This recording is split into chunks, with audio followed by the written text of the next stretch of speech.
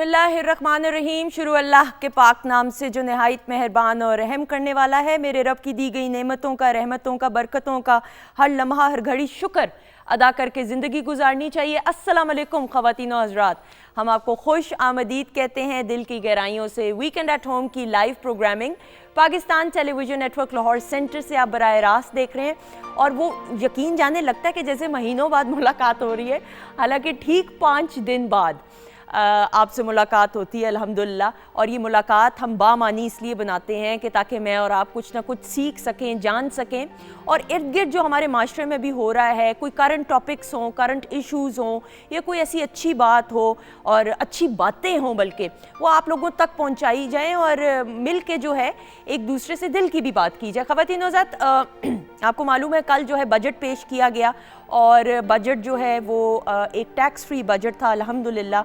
और उसमें बहुत सारी जो हमने पॉजिटिव चीज़ें देखी अल्हम्दुलिल्लाह, बहुत सारी चीज़ों में मैं समझती हूँ बड़ी एक पॉजिटिव एक कंट्रीब्यूशन है मौजूदा हुकूमत की। और मैं ये बिल्कुल कतन इसलिए नहीं कह रही, मैं हमेशा ये डिस्क्लेमर देती हूँ कि चूँकि मैं PTV के प्लेटफॉर्म से प्रोग्राम कर रही हूँ, लेकिन यकीन जाने एक पाकिस्तानी होने की हैसियत से मैं ये जुमला ज़रूर इस्तेमाल करूँगी।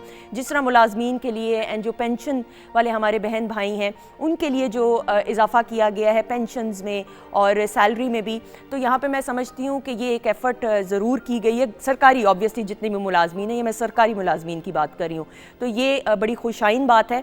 और इस मुल्क को चलाने के लिए या किसी भी मुल्क को चलाने के लिए सबको एक पेज पे होना पड़ता है और फिर मिलजुल के जब आप काम करते हैं तो ही आप तरक्की की राहों की तरफ गामज़न हो सकते हैं। तो इसलिए कल का जो बजट रहा अल्हम्दुलिल्लाह वो बहुत उम्मीद पे लोगों की पूरा उतरा। तो मैंने सोचा कि प्रोग्राम में, और चूँकि लाइव प्रोग्रामिंग होती है तो जो करंट इश्यूज़ हैं उनको भी मेंशन करना ज़रूरी होता है। ख़वातीन हज़रात, मैं आपको ये भी साथ साथ बताती चलूँ, अब जिस तरह ऑब्वियसली हम मौसम की भी बात करते हैं अक्सर औकात, मैं भी हम अपने प्रोड्यूसर साहब से, एग्जेक्टिव हेड से मोहसिन जाफ़र साहब से मैं यही बात कर रही थी कि रोज़ ज़रूर हफ्ते इतवार को हमने आना है तो मौसम के बारे में बात करना ज़रूरी होता है। 3 दिन पहले तक तो शाम को मेरे ख्याल में क्या यकीनन बारिश हुई थी, लेकिन एकदम से जो है ना गर्मी की शिद्दत में इजाफा हुआ है और एक गर्मी की लहर है, हीट वेव, उसमें आप देखें एकदम से इजाफा हुआ है। लेकिन ये ज़रूर अच्छी बात है कि बच्चों की समर वेकेशंस हो गई हैं, तो दिल खोल के आप समर वेकेशंस को प्लान ज़रूर करें, लेकिन साथ ही साथ इस बात का ज़रूर ख्याल रखें कि चूँकि गर्मी की शिद्दत में इजाफा हो चुका है तो आप लोग अपनी आउटिंग्स को उस तरह से प्लान करें कि टाइम ऐसा हो कि अल्लाह ना करे आपको लू ना लग जाए या आपको हीट वेव का आप शिकार ना हो जाएं, क्योंकि फिर देखते हैं कि सेहत के बहुत सारे ऐसे मामला हैं और बच्चों के ख़ास तौर पे जो समर कैंप्स हैं। अब मैंने अपनी बेटी की अनुषे की एक रूटीन सेट की हुई है, तो उस रूटीन को लेकर ही हम चलते हैं ताकि कोशिश होती है कि मैक्सिमम दिन को यूटिलाइज़ करें। और प्लीज़ बच्चों की जो आदतें हैं ना उनको ख़राब नहीं समर वेकेशंस में होने देना। हमारे यहाँ ये होता है कि गर्मियों की छुट्टियों में ना, अक्सर तो नहीं, कुछ ऐसे वालिदैन हैं जो बच्चों को बिल्कुल छोड़ देते हैं कि भाई उठने का कोई निज़ाम नहीं होता, सोने का कोई टाइम नहीं होता। तो प्लीज़ एक स्केड्यूल बना लें, जैसे हमारे बचपन में होता था, एक टाइम टेबल बना लें कि इतने बजे बच्चे ने सोना है, इतने बजे उठना है, और एक्टिविटीज़ प्लान करें और बच्चों को बताएं। मुझे याद है बचपन में अम्मी जो हैं इवन हमें लेके जाया करती थी ग्रॉसरी स्टोर और हमें बताया करती थी कि घर के लिए ये चीज़ें चाहिए होती ताकि बच्चे की लर्निंग होती है, चाहे लड़का हो या लड़की हो, तमाम बच्चों को, लड़का लड़की को पता होना चाहिए कि घर के मामलात, ज़िंदगी के मामलात किस तरह गुजारने होते हैं। तो ज़रूर आप समर वेकेशंस को अच्छे तरीके से, लेकिन गर्मी का ख्याल रखते हुए कि तबीयत पे इसके मनफी असरात ना मुरतब हों, प्लान करें। अच्छा जी, प्रोग्राम को आगे लेकर बढ़ते हैं। ये मेरा गले का मसला चलता रहता है, ये पार्ट ऑफ द पैकेज है मेरी सेहत के साथ। हम आपकी लाइव कॉल्स भी लेंगे जी। नंबर आपको बताती चलूँ, 042992000628 हमारा नंबर है।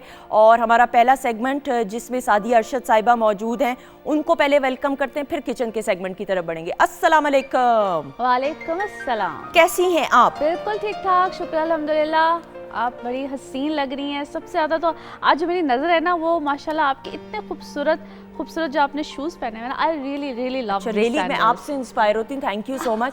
आपके जूते मैं देखती हूँ और शेफ अनम भी मौजूद है, अनम के भी शूज बहुत अच्छे होते बड़े हैं। जबरदस्त होते हैं, वो छुप जाती है लेकिन बड़े जबरदस्त प्यारे जूते पहने हैं। सलाम, कैसी हैं आप? कैसी हो, ठीक हो? मैं ठीक ठाक। अच्छा अनम का ये होता है, मैं इसको कहती हूँ कि पिक्चर्स के लिए, मैं क्यों ना आपको बताऊँ, मैं इसको कहती हूँ पिक्चर्स के लिए आप ज़रूर हील्स पहन लें, लेकिन प्रोग्राम में जब टुक टुक टुक की आवाज़ें आ रही होती है ना कॉन्वर्जेशन के दौरान, तो वो ना अजीब सी, मैं फिर डिस्ट्रैक्ट होती हूँ। तो ये बहुत अच्छी ये बात सुनती है, तो Anam very good, well done. Thank you. अच्छा जी, क्या होने वाला है किचन में, पहले बताएं। आज हम स्नैक में बनाएंगे वेजिटेबल चाउमीन। आज मैंने पूरा मेन्यू ही चाइनीज़ का सेट किया है और साथ में हम ब्लैक पेपर चिकन बनाएंगे। ठीक है। और उसके साथ एग फ्राइड राइस होंगे और ड्रिंक में आज हम बनाएंगे पीच मैंगो जूस। एक्सीलेंट। क्योंकि पीच भी अवेलेबल है और मैंगोज आपको पता है सीजन में आ चुके हैं बड़े अच्छे, तो इनका एक जूस बनाएंगे जो बड़ा ही रिफ्रेशिंग और उसका फ्लेवर भी बड़ा इनोवेटिव है। अच्छा मैंने पीच का एक दिन पिछले हफ्ते पिया था juice fresh. I don't know, हर किसी के अपना एक होता, मुझे कुछ समझ नहीं आई। अगर आप मुझसे पूछे ना कि फालसे का या स्ट्रॉबेरी का जूस या पीच का, तो मैं फालसे और स्ट्रॉबेरी को नंबर 1 मार्क्स दूंगी। पीच का वैसे आई एग्री विद यू, लेकिन जिस तरह से भी अनम कह रही है ना कि पीच के साथ उसने मैंगो मिक्स कर दिया, तो मे भी वो एक, चलो मैं भी समझूं कि हाँ ठीक है, लेकिन ऑनेस्टली सिंपल पीच मुझे भी समझ में है ना। अनम क्या कहती हैं आप की ये बात सुन के कि मैं भी कल एक शॉप पे गई तो जूस ले रही थी, तो जब उसने मैंने कहा कौन कौन से जूस तुम्हारे पास अवेलेबल है, तो कहता है खजूर का जूस भी है। तो ना एक सेकंड के लिए ना मैं मतलब एज ए शेफ होने की हैसियत पे मैं सोच में पड़ गई कि यार ये खजूर का जूस कैसा होगा। एक्सपेरिमेंट सब पता नहीं ऐसे, आई डोंट नो क्या जायका बनता है, लेकिन मैं नहीं अपने टेस्ट बड्स के साथ ऐसे एक्सपेरिमेंट करती। अच्छा जी, आप बनाना शुरू करें। मैं दोबारा नंबर बताती चलूँ जी, 042992000628 हमारा नंबर है और फी बंदा एक सवाल लिया जाएगा। सादिया अरशद साहिबा से आपने सवाल करना हो, यू मोर देन वेलकम। अच्छा जी सादिया, सवालात तो अभी हम लेते हैं, कॉल्स भी लेते हैं, अगर हम जनरल एक राउंड अप आने वाले हफ्ते का लें, थोड़ा सा उसको भी बताते हुए। अच्छा वैसे तो ये जो भी आने वाला, सॉरी अभी फौरन ही कॉल आ गई। ये चलेगा जी। सबा है पिशावर से, अस्सलाम वालेकुम। वालेकुम सलाम। पिशावर से नहीं। अच्छा ओके सॉरी, कैसी हैं आप, ठीक है? जी ठीक ठाक, आप कैसी हैं? अल्लाह का शुक्र, दुआएं। अच्छा जी, किसके बारे में पूछना है? मुझे अपनी सिस्टर के बारे में पूछना है। नाम बताएं। उनका नाम है समीना। ओके। उनकी डेट ऑफ बर्थ है 11 जुलाई 1988।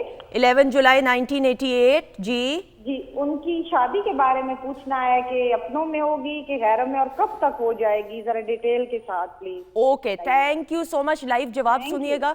और सबसे अच्छी बात मुझे ये लगी कि आपने टीवी की वॉल्यूम भी कम की हुई है, म्यूट किया हुआ है। आपकी आवाज़ इतनी मज़े की आई है बराए रास्त कि हमें किसी से पूछना भी नहीं, पैनल पे पड़ा कि आप क्या बोल रही हैं। Very good, thank you so much जी।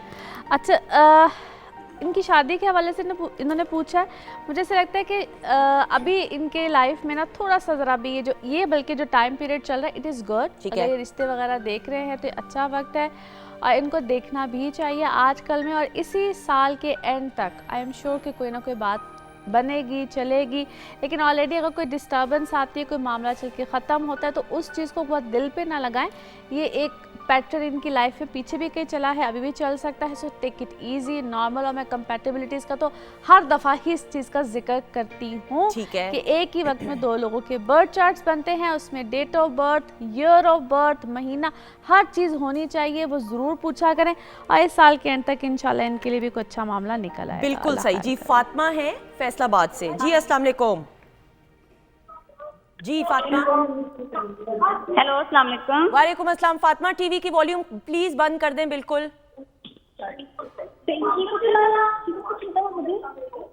जी फातिमा। एक मिनट। ओ अच्छा, अपने घरेलू मामलात भी साथ साथ निपटा रही हैं कॉल के। हो गया जी।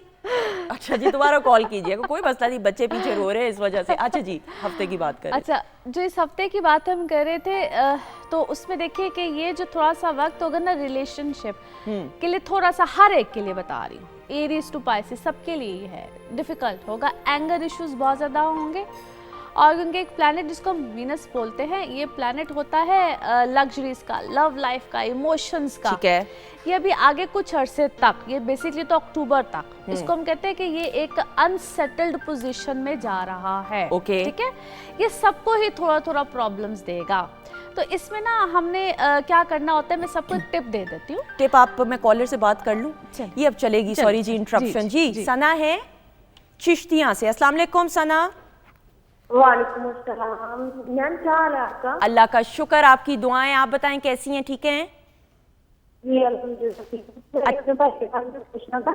जी, भाई के बारे में। ठीक है। जी जी बताएं। मेरा नाम है उमर सदीक क्या नाम है? और उमर सदीक मेरे भाई का नाम है और उनकी डेट ऑफ बर्थ है 20 जून 1999। ओके, 20 जून 1999, 1999। क्या पूछना है? ये उनकी जॉब के बारे में पूछना है। 2-3 साल से मतलब कि ट्राई कर रहे हैं लेकिन उन्हें जॉब नहीं मिल रही। ओके, जॉब के बारे में पूछना है। बहुत शुक्रिया, थैंक यू। लाइव जवाब सुनिएगा जी। जॉब के बारे में उमर नाम है, उमर शरीफ है ना नाम? मैंने पैनल पे सही सुना है जी? उमर शरीफ है भाई का नाम। अच्छा, जॉब के हवाले से ये है कि मुझे लगता है 2.5 साल से शायद वो किसी कहते हैं जद्दोजहद में लगे हुए हैं। जॉब के हवाले से एक बात मैं बता दूँ, ये बच्चा जब भी जॉब करेगा ना, इसकी जॉब होगी करता है छोड़ता है, करता है छोड़ता है, कुछ इस टाइप की चीज़ें, क्योंकि इसकी एजुकेशन भी कुछ ऐसी ही रही है। एजुकेशन मुझे कुछ इनकम्प्लीट सी लगती है, इसने कहीं कंप्लीट नहीं की है। और अभी मेरा इसको सजेशन ये है कि बेटा जो भी जिस तरह से मिलता है कर लो, ठीक है? क्योंकि ये होता है ना समटाइम्स एक्सपेक्टेशंस बहुत हाई होती हैं और वो अपने मेयार को पूरा करते वक्त नहीं मुझे ये नहीं करना, मुझे ऐसे नहीं करना, क्योंकि इसकी जॉब जो है ना अभी फ़िलहाल भी ऐसे ही रहेगी। जो भी मिलता है बच्चे कर लो, बस मेरा ये मशवरा है अभी के लिए।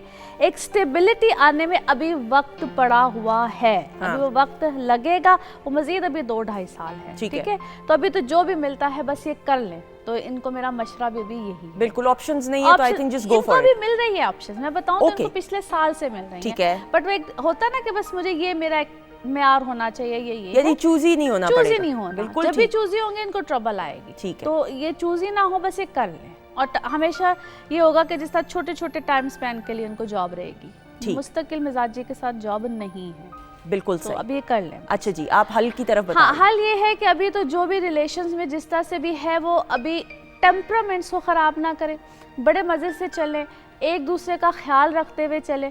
और कुछ ज़ोडिक साइन हैं जिनको ज़्यादा प्रॉब्लम आएगी, जिसमें से कि एरीज, टॉरस, कैंसर, लिब्रा और एक्वेरियस। ठीक है। इनको अपने रिलेशनशिप मैनेज करने पड़ेंगे इस ठीक है। वक्त में। अदरवाइज जिस तरह होता है ना कि बहुत ज़्यादा टेम्परामेंट्स आए, खाम खा की प्रॉब्लम, इनके एक्सपेंडिचर्स भी इस टाइम पीरियड में ज़्यादा रहेंगे। ठीक है। ठीक है, तो इनको अपने अपने इस वक्त को मैनेज करना। ठीक है। अरीबा है हैदराबाद से, पहले उनसे बात करते हैं। अस्सलाम वालेकुम। जी वालेकुम अस्सलाम। जी, कैसी हैं आप? ठीक हैं? जी अल्हम्दुलिल्लाह मैं ठीक हूँ। मुझे अपनी बहन के बारे में मालूम करना है। मेरी बहन की शादी नहीं हो रही, ओके। रिश्ता नहीं हो रहा। क्या नाम है बहन का? Ayesha. Ayesha. Okay, date of birth और ईयर बताएं। जो 24 जून 2003। 24 जून 2003 और 24 मार्च 24 मार्च 2003। ओके जी, ठीक है। थैंक यू सो मच जी। आयशा बहन का नाम है, 24 मार्च 2003। शादी के बारे में। अच्छा, जल्दी एज में शादी नहीं है, ठीक। बड़ा क्लियर है। ठीक है, शादी थोड़ी सी लेट एज में होगी और जिसके साथ होगी उसके साथ भी एज गैप काफ़ी होगा। अच्छा, ओके। ठीक है, ओके। ये दो बातें बहुत क्लियर है, तो जल्दी शादी की कोशिश ये ना करें। इतना क्लियर नजर आता है? हाँ जी। ओके। क्योंकि सैटर्न और राहु 7वें घर में हो तो शादी लेट होती है, जिसके साथ भी होती है उसकी एज भी ज़्यादा। लेट से क्या मुराद है? लेट होती है 26-27 साल की उम्र में इनकी शादी आएगी। ठीक है। और अभी शादी नहीं आएगी, और अगर आएगी भी, जो जल्दबाजी ये करना चाह भी रहे हैं, तो यकीन जाने कि वो शादी होके भी ख़त्म हो जाती है। अल्लाह ना करे तो बेहतर ठीक है कि हाँ। तो बेहतर होता है कि आप वेट करें, wait for the right time for the right person. और जो दूसरी एक और चीज़ मैं जो समटाइम्स होता है ना कि कहते हुए भी इंसान कहता है कि चलो बिल्कुल जरा, सही। लेकिन समझाने के लिए बता रही हूँ, क्योंकि इनकी फैमिली में कि बस जल्दी कर दो, जो सामने आए बस कर दो, जो भी रिश्ता मिले कर दो। और इन्होंने कहीं इसी चीज़ में जो लास्ट ईयर था ना, लास्ट 1-1.5 साल पहले कोई इस तरह का मामला सेटल डाउन करने के लिए कुछ किया भी है, जो कि मुझे लगता है कि कोई बहुत ज़्यादा लंबा नहीं गया है, तो कोई प्रॉब्लम रही है। ठीक, बिल्कुल सही। तो शी हैज टू वेट सकून से। डेफिनेटली। ठीक है, बिल्कुल सही जी। हिफ्जा है इस्लामाबाद से। अस्सलाम वालेकुम हिफ्जा। वालेकुम सलाम, कैसी हैं आप? अल्लाह का शुक्र, दुआएं। इस्लामाबाद का मौसम कैसा है? आजकल तो बहुत गर्मी पड़ रही है। है? इनफैक्ट आज तो बहुत ही गर्म है। ओहो, मैंने कहा था वरना थोड़े बादल इधर आप भेज देती। ऐसे बादल आए हैं, आप चाहे तो ले सकती हैं। अच्छा, थोड़े से पैक करके इधर भेज दें प्लीज लाहौर। ठीक, अच्छा सही जी, हो गया। क्या पूछना चाहेंगी? जी, मुझे 2 साल करने हैं अपने बाबा के बारे में और अपनी सिस्टर के बारे में। जी बताएं। बाबा की डेट ऑफ बर्थ है 12 दिसंबर। जी नहीं सर, नहीं सॉरी, सिस्टर के बर्थडे बता रही हूँ, 12 दिसंबर हाँ 1998। जी, बहन का नाम क्या है? मलीहा। मलीहा या मदीहा? मलीहा। मलीहा। ओके, क्या पूछना है मलीहा बहन के हालिद। बारे में? इनकी शादी के बारे में पूछना है तो रिश्ता आया हुआ है, क्या सही है वो या नहीं? ठीक है, ओके। वालिद के बारे में, क्योंकि फिर आपको पता है ना वालिद के मामले में मैं थोड़ी जज्बाती हो जाती हूँ, तो आप बताएं, वरना हम फी बंदा एक सवाल लेते। वालिद साहब का नाम बताएं। खालिद महमूद। ओके, मेरे वालिद वाला नाम है, अब तो और जज्बाती। खालिद महमूद जी, डेट ऑफ बर्थ 23 मार्च 23 मार्च 1969। 1969। क्या पूछना चाहेंगी? उनके बिजनेस के बारे में, कारपेंटर है वो, तो उनका आगे क्या? Okay, thank you so much, बहुत शुक्रिया, thank you so much. Live जवाब सुनिएगा। पहले बहन का बता दे मेरे ख्याल में। अच्छा, बहन के बारे में ये है कि जिस तरह मैंने कहा कि आजकल में कोई प्रपोजल आया हुआ है, तो देखिए बेटा, ये वक्त अच्छा है इनके लिए। मैं बिल्कुल नहीं कह रही कि वो कोई वक्त में ये नहीं कि टाइम पीरियड अच्छा है, और मुझे रिश्ता भी ऐसा लगता है कि इनका किसी होता है ना जान पहचान के लोगों में कुछ ऐसा आया हुआ है।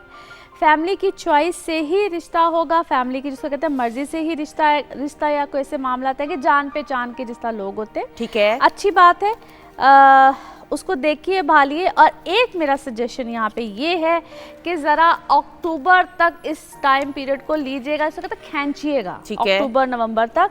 और अगर आप कोई छोटी मोटी कोई रस्म करना चाहते हैं कर लो, लेकिन टाइम को खींचिएगा और साल के एंड तक लीजिएगा, पूरा टाइम लीजिएगा, फिर जाके कोई शादी निकाह या कोई ऐसे मामला को देखिए। ठीक है जी। लास्ट सवाल का लास्ट अब बात खालिद महमूद साहब, इनके उनकी वालिद डेट ऑफ बर्थ बताइए जी। दोबारा 23 मुझे। मार्च है 1969। बिजनेस के बारे में पूछना चाहते हैं 23 मार्च 1969 जी।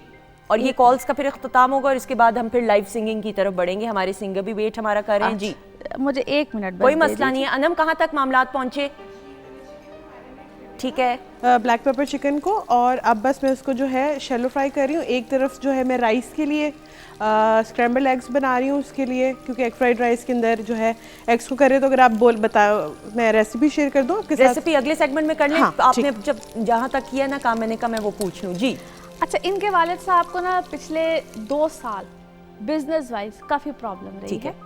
और अभी अगस्त के बाद चीज़ें बहुत बेहतर होने वाली हैं। अगस्त तक बहुत बेहतर होंगी, चीज़ों में बहुत फरावानी आएगी। सिर्फ ये है कि इस वक्त में जो फैसले पिछले 3 महीने से जो भी फैसले ले रहे हैं और अभी भी जो फैसलों की कंटिन्यूटी है, बहुत सोच समझ के लें। आहिस्ता आहिस्ता मुझे ऐसा लगता है ये स्लोली ग्रेजुअली बेहतरी की तरफ जा रहे हैं, बेहतर हो रहे हैं इंशाल्लाह, और आगे बेहतर इंशाल्लाह ताला, इंशाल्लाह ताला। थैंक इंशाल्लाह। You so much Sadia, thank you. जीती रहे, खुश रहे। हमेशा की तरह, हमेशा की तरह। बहुत सारी दुआएं आपके Thank लिए, you. आपके वालिद साहब के लिए, आपकी बहुत फैमिली के मेहरबानी। लिए। बहुत Thank you. शुक्रिया। Thank you. अच्छा जी, अब वक्त हुआ जाता है लाइव सिंगिंग का, और हमारी कोशिश ये रहती है कि ख़वातीन और हज़रात हम जितना हो सके यंग टैलेंट को भी प्रमोट करें। और ज़रूरी नहीं होता वो यंग टैलेंट जो है बस अभी नया नया गाने का आगाज़ हुआ हो। वो हमारे प्लेटफॉर्म में पहली बार जब मेरी मुलाकात होती है तो मैं ये जुमला ज़रूर इस्तेमाल करती हूँ। तो ये जो सिंगर हैं, आज इनसे हम कुछ लाइव सिंगिंग सुनेंगे। तो हमारे साथ मौजूद है बहुत ही खूबसूरत आवाज़ के मालिक। Let's welcome Asif Ali Hashmi.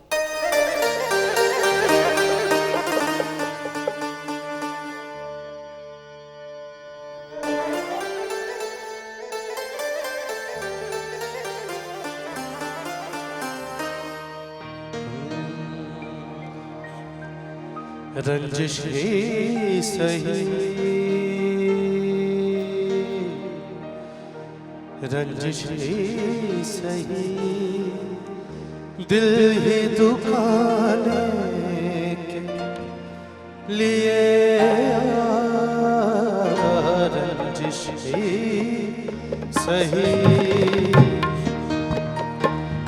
रंजिश ही सही, दिल ही दुखाने के लिए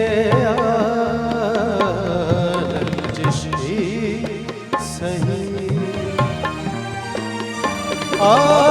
फिर से मुझे छोड़ के जाने के लिए रंजिश ही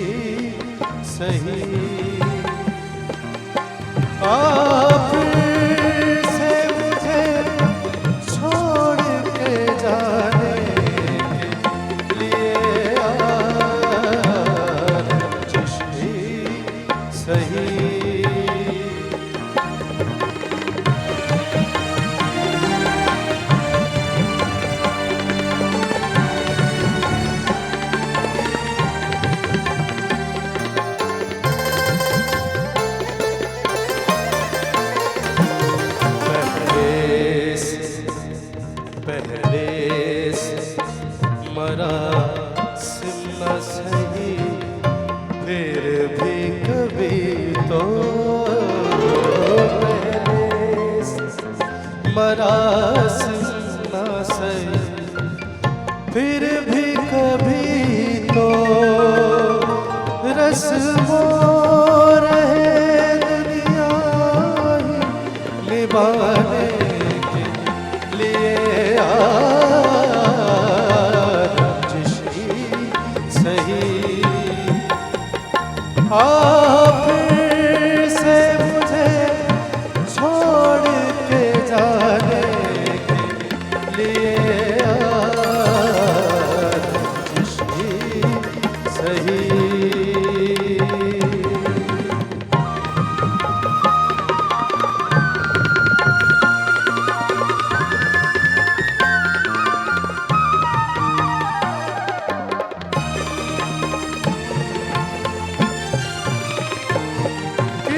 किस को बताएं जुदाई का सबब हम, किस को बताएं जुदाई का सबब हम।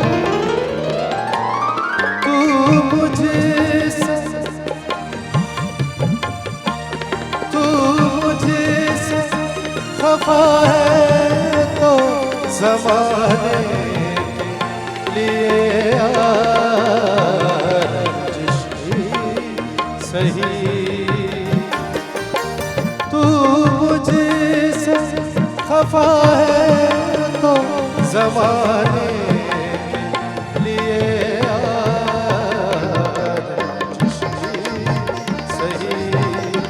दिल ही दुखाने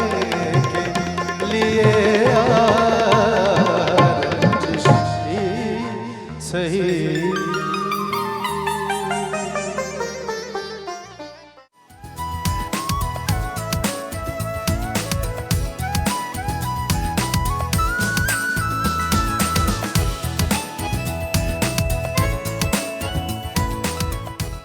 जी ख़वातीन और हज़रात, हम आपको खुश आमदीद कहते हैं। वीकेंड एट होम की live programming Pakistan television network Lahore centre से आप देख रहे हैं। बराह रास्त किचन के सेगमेंट में शेफ़ अनम जो हैं खाना मुकम्मल कर रही हैं। रेसिपी की तरफ भी इंशाल्लाह बढ़ेंगे, लेकिन ब्रेक पर जाने से पहले सादी अरशद साहिबा से भी मुलाकात आपकी रही, हमने लाइव कॉल्स का भी सेशन किया। लेकिन आसिफ अली हाशमी की आवाज़ में लाइव सिंगिंग उस्ताद मेहदी हसन खान साहब शहंशाह गज़ल को ट्रिब्यूट पेश करते हुए बड़ी उम्दगी के साथ इन्होंने इंसाफ किया। इनको खुश आमदीद सबसे पहले कहते हैं। अस्सलाम वालेकुम। वालेकुम अस्सलाम। कैसे हैं आप? जी अल्हम्दुलिल्लाह। आपकी तरबियत बोल रही है, जो घराना है आपका ननियाल है, पटियाला घराना। जी जी बिल्कुल, जी बिल्कुल। ये बेसिकली हमें तो वो कह लें आपके विरसे में ये चीज़ मिलती है। बिल्कुल ऐसा ही है। तो गॉड गिफ्ट तो होता ही है।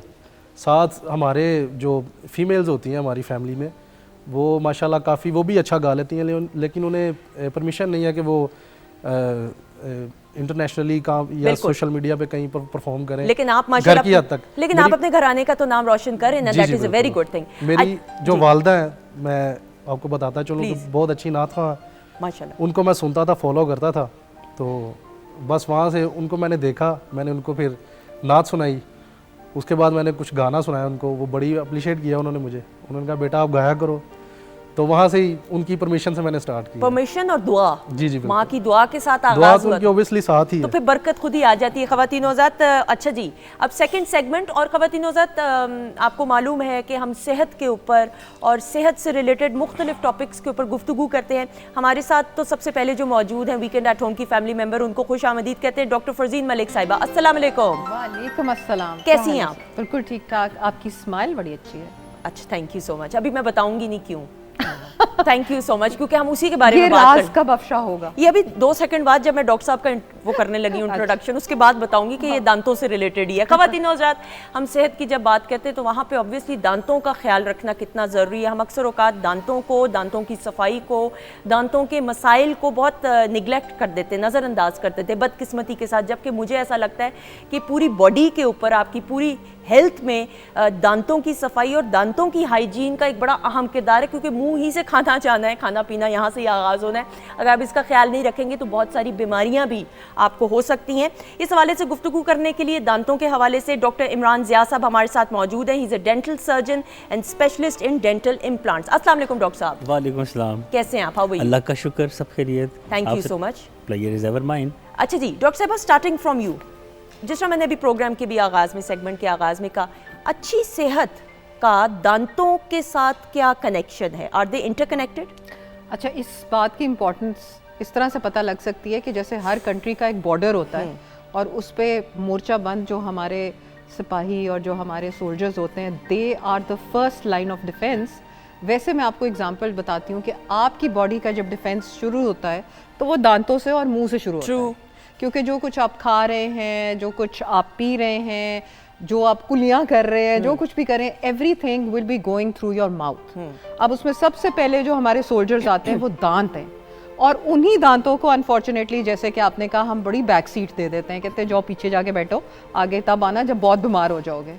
और इन्हीं दांतों का ख्याल रखना बहुत ज़रूरी है। और अमूमन लोग कहते हैं कि जी चलें, एक दांत निकल गया, दो निकल गया, तो अभी आपको डॉक्टर साहब बताएंगे भी कि हर दांत की अपनी एक जगह, और आपके जबड़े की अलाइनमेंट के लिए हर दांत आपके डेंचर में होना ज़रूरी है। बिल्कुल सही, ठीक है। सो इसलिए ज़रूरी है कि हम दांतों की सफाई मेंटेन रखें। बिल्कुल सही। डॉक्टर साहब, हम दांतों को फॉर ग्रांटेड भी लेते हैं, और इसका पूरी बॉडी की हेल्थ के साथ कितना एक इम्पैक्ट पड़ता है इस पे? बिल्कुल, आपने सुना होगा बुजुर्गों से कि दांत अच्छे सेहत अच्छी। ट्रू। वो इसलिए कि देखें, हमारी सेहत तब अच्छी होगी कि जो हम खुराक खा रहे हैं वो हमारे जिस्म का हिस्सा बनती है, पार्ट ऑफ बॉडी बनती है। ग़िज़ा जिस्म का हिस्सा तब बनेगी जब वो अच्छे तरीके से चबा के मैदे में पहुंचेगी। मैदा उसको एब्जॉर्ब करेगा, उसको फालतू मीठे निकालेगा।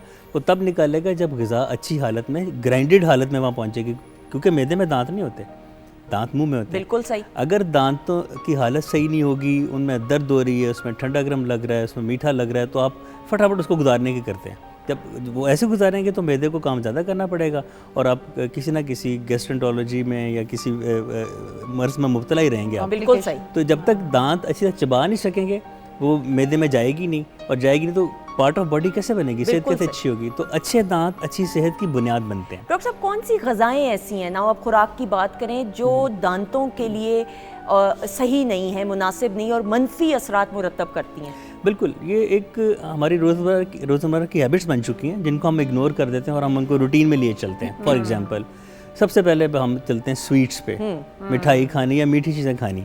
होता क्या है कि जब मीठी चीज़ें दांतों पे चिपकी रह जाती हैं, हम उनको साफ़ नहीं करते हैं, तो हमारा जो स्लाइवा है, ह्यूमन स्लाइवा, उसमें जितने बैक्टीरिया होते हैं, उस मीठे हुए बचे कुचे के मीठे के साथ मिलके दो तरह के एसिड्स बनाती हैं, जिसको lactic acid and butyric acid कहते हैं। यही एसिड होते हैं जो कि दांतों में गलने का बायस बनते हैं। फिर कैविटी, जिसको आम ज़माने में खोड़ बनना कहते हैं, सुराख होता है, मसूड़े ख़राब होते हैं, मसूड़ों की इन्फ्लेमेशन होती है, मसूड़े ब्लीड करते हैं, मुंह से बदबू आती है। इनके सो मैनी रीजंस कि आप मिठाइयों से हमें एक लिमिटेड हद तक रखना चाहिए। दूसरे मरहले पे आ जाती है ये जो फिज़ी ड्रिंक्स हैं, ठीक है, हम इन्हें बड़े शौक से पीते हैं, लेकिन इनमें आप देखें कि ये प्रेशर के साथ कार्बन डाइऑक्साइड इसके साथ उन्होंने मिक्स किया होता है। एक वो हैवियर देन एयर है, हमारे लंग्स के लिए नुकसानदेह है। सेकंड क्या कि उसमें एडिड शुगर होती है, हद से ज़्यादा मीठा होता है इन फिज़ी ड्रिंक्स। बिल्कुल ऐसा ही है। अच्छा, अब जितनी देर मुंह में रहेगा मीठा, अगेन वो बैक्टीरिया को इन्वाइट करेगा, डेंटल प्लाक जो बनती है उसमें बैक्टीरिया उसमें ग्रो करते हैं। तीसरे नंबर पर आ जाता है बर्फ़ या आइस। आपने कोल्ड ड्रिंक पिया, अपने मज़े का, ग्लास में आपको आइस क्यूब नज़र आ रहे हैं, आपका चबाने का दिल कर रहा है। हालांकि बर्फ़ से क्या फ़र्क पड़ेगा डॉक्टर साहब? यही मैं कहना चाह, इस बर्फ़ तो सफ़ेद है, अगर मैं चले सादा ज़बान में बोलूँ, उससे क्या फ़र्क पड़ सकता है? सफ़ेद भी और पानी से बनी है, तो पानी ने क्या नुकसान पहुंचाना है?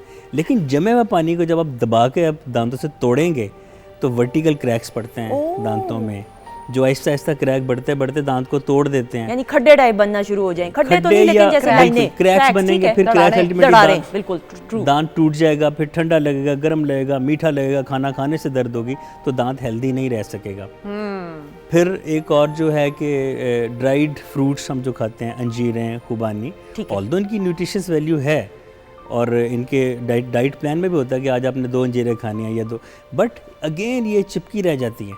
और जो चीज़ चिपकी रह जाएगी या तो दांतों के ऊपर चिपकी रहेगी या दो दांतों के बीच में जो जगह है जिसको इंटरडेंटल स्पेस कहते हैं वहाँ चिपकी रह जाएगी, फिर थ्रू के बैक्टीरिया उसके साथ मिलेंगे और वो काम खराब होगा। बिल्कुल सही। तो डॉक्टर साहब ये तो तमाम वही चीज़ें हैं जो हम अपने रेगुलर सेगमेंट में भी डिस्कस करते हैं, फिजी ड्रिंक्स, मीठा, ये तमाम चीज़ें जो वैसे भी सेहत के लिए बहुत अच्छी बिल्कुल नहीं आप है। ठीक कह रहे हो। और उसमें मैं खास तवज्जो दिलाना चाहूंगी कि बच्चों में बिल्कुल अमूमन जो गमीज खाने का रिवाज होता है, गमीज भी दांतों के साथ जेलीज और बड़े गमीज, मजे की होती हैं। हाँ, लेकिन वो दांतों के साथ चिपक जाती हैं और बच्चों में इसीलिए कैविटीज हो सकती हैं। सही। सुंदस बाज आ जाओ प्लीज। मैं कल खाई है सकती जेलोज मजे की लगती है। अच्छा वो मल्टी वाइटामिन्स भी अब जेली उसमें आना शुरू गमी में बिल्कुल। So we need to be very careful कि हमारे जैसे अभी डॉक्टर साहब बता रहे थे कि ड्राई फ्रूट्स एक तरफ तो कहते हैं कि जी आमंड्स खाओ दांतों के लिए अच्छे हैं, कैल्शियम है, बाकी सारा कुछ, but at the same time कुछ ऐसे ड्राई फ्रूट्स जैसे अंजीर, खजूर, ये सारी जब चिपकती हैं, ये क्या होती है खुबानी, जो ड्राई खुबानी होती है जो वो चिपक जाती है, एप्रिकॉट एग्जैक्टली आपके साथ दांतों के साथ, तो वो फिर जाके वहाँ पे इन्वाइट करती है कि बैक्टीरिया साहब आ जाओ मुझे इन्वेट करो। और हम सिर्फ दांतों की बात ही नहीं कर रहे, हम मसूड़ों की भी बात कर रहे हैं, हम ज़बान की बात कर रहे हैं, हम ये सारी पूरा एज ए एपरेटस डील करते हैं। ट्रू। क्योंकि सुंदर दांत के अंदर तो जान नहीं होती ना, गम के अंदर जान होती है। ऐसा ही है। और वो गम जब तक हेल्दी नहीं होगा तो वो दांत को कैसे पकड़ेगा? ऐसा ही है। तो इसलिए गम्स के लिए भी बड़ा इंपॉर्टेंट है कि आप लोग पनीर, योगर्ट यानी कि दही, इसके अलावा दूध का इस्तेमाल, ताकि कैल्शियम मिलता रहे। विटामिन डी बड़ी इंपॉर्टेंट होती है क्योंकि आपको पता है कि कैल्शियम अब्जॉर्प्शन के लिए विटामिन डी बड़ी इंपॉर्टेंट है। तो जब हम विटामिन डी की हड्डियों की बात कर रहे थे तो याद है हमने दांतों के बारे में भी बात की थी, बालों के बारे में बात की थी, बाल भी गिरते हैं अगर विटामिन डी लो हो तो विटामिन डी का अपना लेवल जरूर रखें, विटामिन सी जरूर खाएं।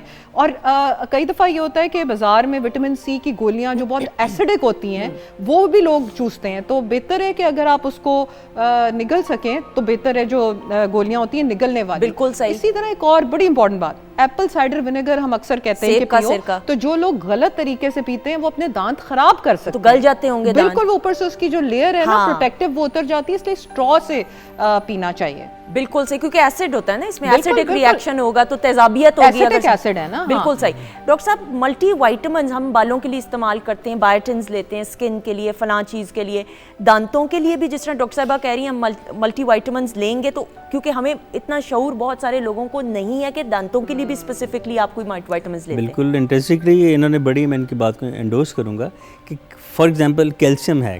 अब कैल्शियम समझा जाता है कि सिर्फ बोन ग्रोथ के लिए ज़रूरी है, दांत भी उसी तरह एक बोन का ही एक आप समझ लें कि उससे है, तो दांतों की अच्छी डेवलपमेंट के लिए कैल्शियम बहुत ज़रूरी है। ठीक है। कैल्शियम दूध में और दही में बड़े अच्छे तरीके से हम ले सकते हैं, ठीक है। उसका जितनी प्रोटीन डाइट्स हैं, मीट वगैरह, उनमें भी कैल्शियम होता है। लेकिन जो लोग ये नहीं पसंद करते डेयरी प्रोडक्ट्स या मीट को, तो वो वेजिटेबल से भी ले सकते हैं, लाइक ब्रोकली उसमें है, स्वीट पोटैटो में होता है, ये जो है शिमला मिर्च, कैप्सिकम, इसमें से हो सकता है। तो लेकिन इनमें से कैल्शियम लेने का अच्छा तरीका ये है कि इनको आप हल्के पानी में पकाएं या इनको स्टीम करें बजाय इनको कुक करने के, उससे इनकी न्यूट्रिशियस वैल्यू खत्म हो जाती है। बिल्कुल। सेकेंड, जैसे डॉक्टर साहब ने कहा कि विटामिन डी ये भी बड़ा अच्छा रहता है, ये हमारी ग्रोथ के लिए। हम जब डेंटल इम्प्लांट्स लगाते हैं तो हम उसमें विटामिन डी ज़रूर देते हैं ताकि वो नेचुरल बोन के साथ इम्प्लांट को कॉन्जुगेट करने में, मजबूती में उसका फ़र्क पड़ता है। विटामिन सी पे आते हैं। विटामिन सी अगर कम होगा तो मसूड़ों से खून आने की बीमारी जिसको स्कर्वी कहते हैं, ऐसा ही है, विटामिन सी डेफिशिएंसी। तो विटामिन सी मिलता है हमें सिट्रस ड्रिंक से मिल जाता है, स्वीट पोटैटो से मिल जाता है हमें, ठीक है। लेकिन एक वही अगेन कि एक मुनासिब मिकदार में, अगर आपको ये नहीं डाइट में से ले पाते तो इनके सप्लीमेंट इनके बाज़ार में दस्तयाब हैं। विटामिन ए सुनने में आया ज़्यादा, यही सुना कि आई साइट के लिए अच्छा है, ऐसा ही है, बट विटामिन ए हमारे मुंह में सलाइवा पैदा करने के लिए बहुत अच्छा है। बिल्कुल सही। मुंह में जितना सलाइवा या थूक बनेगा आपका मुंह उतना ही साफ रहेगा, जितने पार्टिकल्स लेफ्ट ओवर्स हैं वो सलाइवा बनता रहे तो साथ साथ वो साफ होते जाते हैं। बिल्कुल सही। विटामिन ए हेल्प करता है सलाइवा की प्रोडक्शन में। बिल्कुल सही। डॉक्टर साहब ये दांत को ब्रश करना हम सबको मालूम है, सुबह भी करना है और रात को भी करना है सोने से पहले, लेकिन कौन सी चीज़ों का इस्तेमाल करना चाहिए? अब नित नई चीज़ें आ चुकी हैं, इवन वाइटनिंग स्ट्रिप्स आ चुकी हुई हैं, बच्चियां खुद ही या बच्चियां जो हैं वो घरों, और बाहर के ममालिक में तो ये बहुत ज़्यादा रुझान है। मैं लास्ट ईयर अमेरिका गई थी, लास्ट ईयर, तो मेरा कज़न वो पकड़ के स्ट्रिप्स तो वो खुद ही इस्तेमाल कर रहा था विदाउट कंसल्टिंग अ डॉक्टर। ये कितनी हेल्दी हैं, कितनी हेल्दी नहीं है, इसके क्या नुकसान हैं? असल में कमर्शियल प्रोडक्ट्स इतनी ज़्यादा आ गई हैं कि ओवर द काउंटर आपको बहुत कुछ मिल जाता है। मैं आपको ये यहाँ पे एडवाइस करूँगा, आपको भी और आम लोगों को भी, कि over the counter toothpaste, mouth wash, multivitamin जब तक कि वो डॉक्टर ने तजवीज़ ना की वो ना लें, ठीक है, बिकॉज इनमें एसिडिक कंटेंट हो सकता है। अब एसिडिक कंटेंट से क्या होता है कि जो दांतों की पहली लेयर एनामल है वो इरोड होना शुरू होता है। जब एनामल उतरेगा फिर ठंडा गर्म लगेगा, एक वक्त आएगा आपको रूट कैनाल ट्रीटमेंट कराना पड़ेगा, फिर ऊपर क्राउनिंग कराना पड़ेगा, तो आपके मसाइल बढ़ते ही जाते हैं। तो बेहतर है कि आप ओवर द काउंटर लेने के बजाय डॉक्टर से मशवरा करें। WHO रिकमेंड करता है कि साल में 2 दफ़ा डेंटिस्ट के पास जाएं, चाहे कुछ भी ना हो, ताकि कोई चीज़ अगर हो भी बीमारी मसला शुरू में पकड़ा जाए। तो हाइजीन के लिए भी वैसे भी आप अपने कॉस्मेटोलॉजिस्ट के पास, डर्मेटोलॉजिस्ट के पास जाते हैं, तो ये भी दांतों की भी सेहत के लिए आपको डेंटिस्ट के पास रेकमेंड ज़रूर मैं करूँगी कि जाएँ। डॉक्टर साहब, tip of the day? Tip of the day इन्होंने भी बताई है, वो ये है कि आपने अगर अपना टूथपेस्ट भी सजेस्ट करवाना है ना, तो आपने अपने डेंटिस्ट या डॉक्टर से करवाना है, ताकि सही फ्लोराइड वाली, क्योंकि टूथपेस्ट हम हर रोज़ यूज़ कर रहे हैं, दिन में कई दफ़ा 2 दफ़ा यूज़ कर रहे हैं, तो इसलिए वो बहुत ज़रूरी है कि वो आपकी एनामल को ना ख़राब कर रहा हो, कि आपका दांत आगे से गल जाए या उसमें कीड़ा लग जाए। दूसरी इंपॉर्टेंट जो टिप है वो ये है कि फ्लॉसिंग ज़रूर करें। रात को सोने से पहले अपने दांतों में से जो बोटियाँ और जो ज़रात है वो प्लीज़ निकाल के टूथब्रश करके सुकून से सोएं। मुझे मिसवाक बड़ी पसंद है, मैं रात को मिसवाक करती हूँ, उससे मुझे बहुत अच्छी फीलिंग होती है। सुबह मुंह में से जो एक गैर ज़रूरी सी स्मेल आती है वो भी नहीं आती है अगर मिसवाक कर लें। सो ओरल हाइजीन, यानी कि आप बोलते हैं तो मतलब कोई ना क्या कहेंगे ना खुशगवार वाकया पेश आ जाए। वाकया तो नहीं पेश आ सकता, वाकया ही पेश आएगा, कोई आपकी बेइज्जती कर दे सामने, हमक ना है। तो वो चीज़ नहीं, वाकया भी पेश आ सकता है, कोई मुंह पे भी बेइज्जती कर सकता है, इसलिए बहुत बेहतर है। ख़वातीन नौज़ात, इट इज़ सो इम्पॉर्टेंट। मैं डॉक्टर साहब की तरफ भी आ रही हूँ, मैसेज की तरफ। जिस तरह मैं बच्चियों को बाहर, मुझे बच्चियाँ मिलती हैं, मुझसे पूछती, मैं उनको कहती हूँ ये आप चेहरे या गर्दन पे तो मेकअप कर लेते हैं, हाथ पैर का ख्याल रखना बहुत ज़रूरी है, आपकी हाइजीन का पता चलता है। उसी तरह दांतों पे भी फोकस करना ज़रूरी है। आपकी अच्छी स्माइल नहीं होगी तो वो जो तैयार होना है, पहनना होना है, वो बेमानी हो जाएगा। तो प्लीज़ अपने दांतों का ख्याल रखना, लड़के लड़कियां दोनों, ख़वातीन मर्द हज़रात के लिए बहुत ज़रूरी है। डॉक्टर साहब, एनी टिप अपने दांतों को मजबूत रखने के लिए, लॉन्ग लास्टिंग रखने के लिए कोई टिप्स देना चाहें? मैं इसमें एक बात पहले कहूँगा कि हम जब खाना खाते हैं तो हम चाहते हैं कि हमारे बर्तन साफ़ हों, हमारा ग्लास साफ़ हो, लेकिन जिस मुंह से खाना अगर वो साफ़ नहीं होगा तो आप चाहे सोना खा लें, सोना पी लें, आपको फ़ायदा नहीं देगा। बिल्कुल ऐसा ही है। ठीक है। अब अपने दांतों को अच्छा रखना चाहते हैं तो पहली बात, साल में 2 दफ़ा डेंटिस्ट को दिखाएं। या आपके जैसे आप गाड़ी का ऑयल चेंज करते हैं या उनकी सर्विस करते हैं, इससे अपने दांतों का ख्याल रखें ताकि छोटा सा मसला शुरू में पकड़ा जाए। अपने दांतों को बेहतरीन उम्र तक लेके जाने के, मेरे अपने क्लिनिक पे देखता हूँ कि 70 साल के लोग इंतहाई अच्छी हालत में भी आ रहे हैं, और 20 साल के लड़के लड़कियाँ वो टूटे बड़े दांतों के साथ आ रहे हैं। क्या कि जैसे भी डॉक्टर साहब ने कहा, मिसवाक का आपको फ़ायदा बताऊँ क्या है कि इसके ऊपर टूथपेस्ट नहीं लगानी पड़ती पहली बात, क्योंकि इसका अपना एक जूस होता है। प्लस मिसवाक के जो फाइबर्स हैं ना, वो फ्लॉस का काम करते हैं कि 2 दांतों के बीच में जो भी लेफ्ट ओवर है उसको मिसवाक आपकी ले जाती है। फ्लोराइड कंटेंट अपना रखें, ऐसी डाइट जिसमें फ्लोराइड हो वो भी आप खा सकते हैं। खजूरों में फ्लोराइड होता है, मुनासिब हद तक आप डेट्स खाएं। आप फ्लोराइड वाली रिकमेंडेड टूथपेस्ट आप इस्तेमाल करें। रात को सोने से पहले ज़रूर ब्रश करें, सुबह नाश्ते के बाद ब्रश करें। मिसवाक का इस्तेमाल रात को करें या सुबह को? Any time. और उसके बाद आप जब देखें कि आपके 2 मील्स में कुछ 4-5 घंटे का वक्फा है तो पानी के सिप लेते रहें। जितना मुंह गीला रहेगा आपका मुंह साफ रहेगा। बहुत इंपॉर्टेंट बात। ठीक है ना। और तो आप इसी तरह अपने दांतों की उम्र को बढ़ा सकते हैं, और इसमें परेशानी की बात नहीं है। आप अपना ख्याल रखें और अपने डेंटिस्ट से मिलते रहें, आपके दांत बहुत अच्छा चलेंगे। बिल्कुल सही। Thank you so much doctor साहब, बहुत शुक्रिया। डॉक्टर साहब आपका बहुत बहुत शुक्रिया। ख़वातीन नौज़ात, इसी के साथ हम आसिफ को रिक्वेस्ट करते हुए क्या पेश करेंगे? जी, मैं एक पंजाबी है, गुलाम अली खान साहब की, अरे तो मैं आपको सुनाना आ जाएगा। बहुत सारी क्लैप में।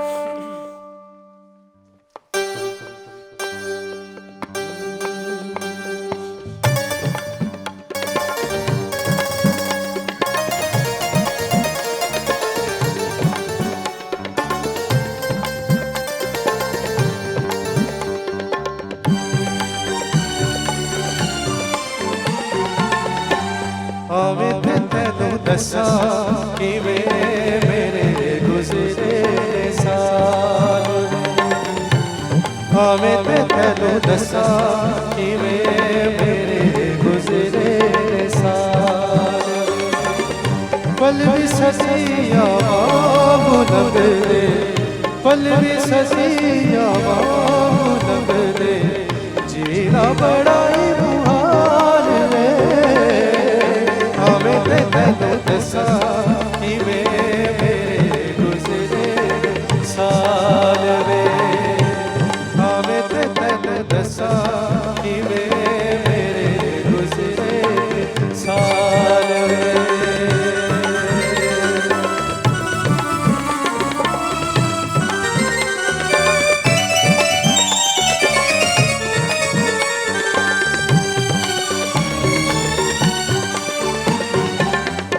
जावा जे तेनू भुल जावा ये गल्लां याद ने सारियां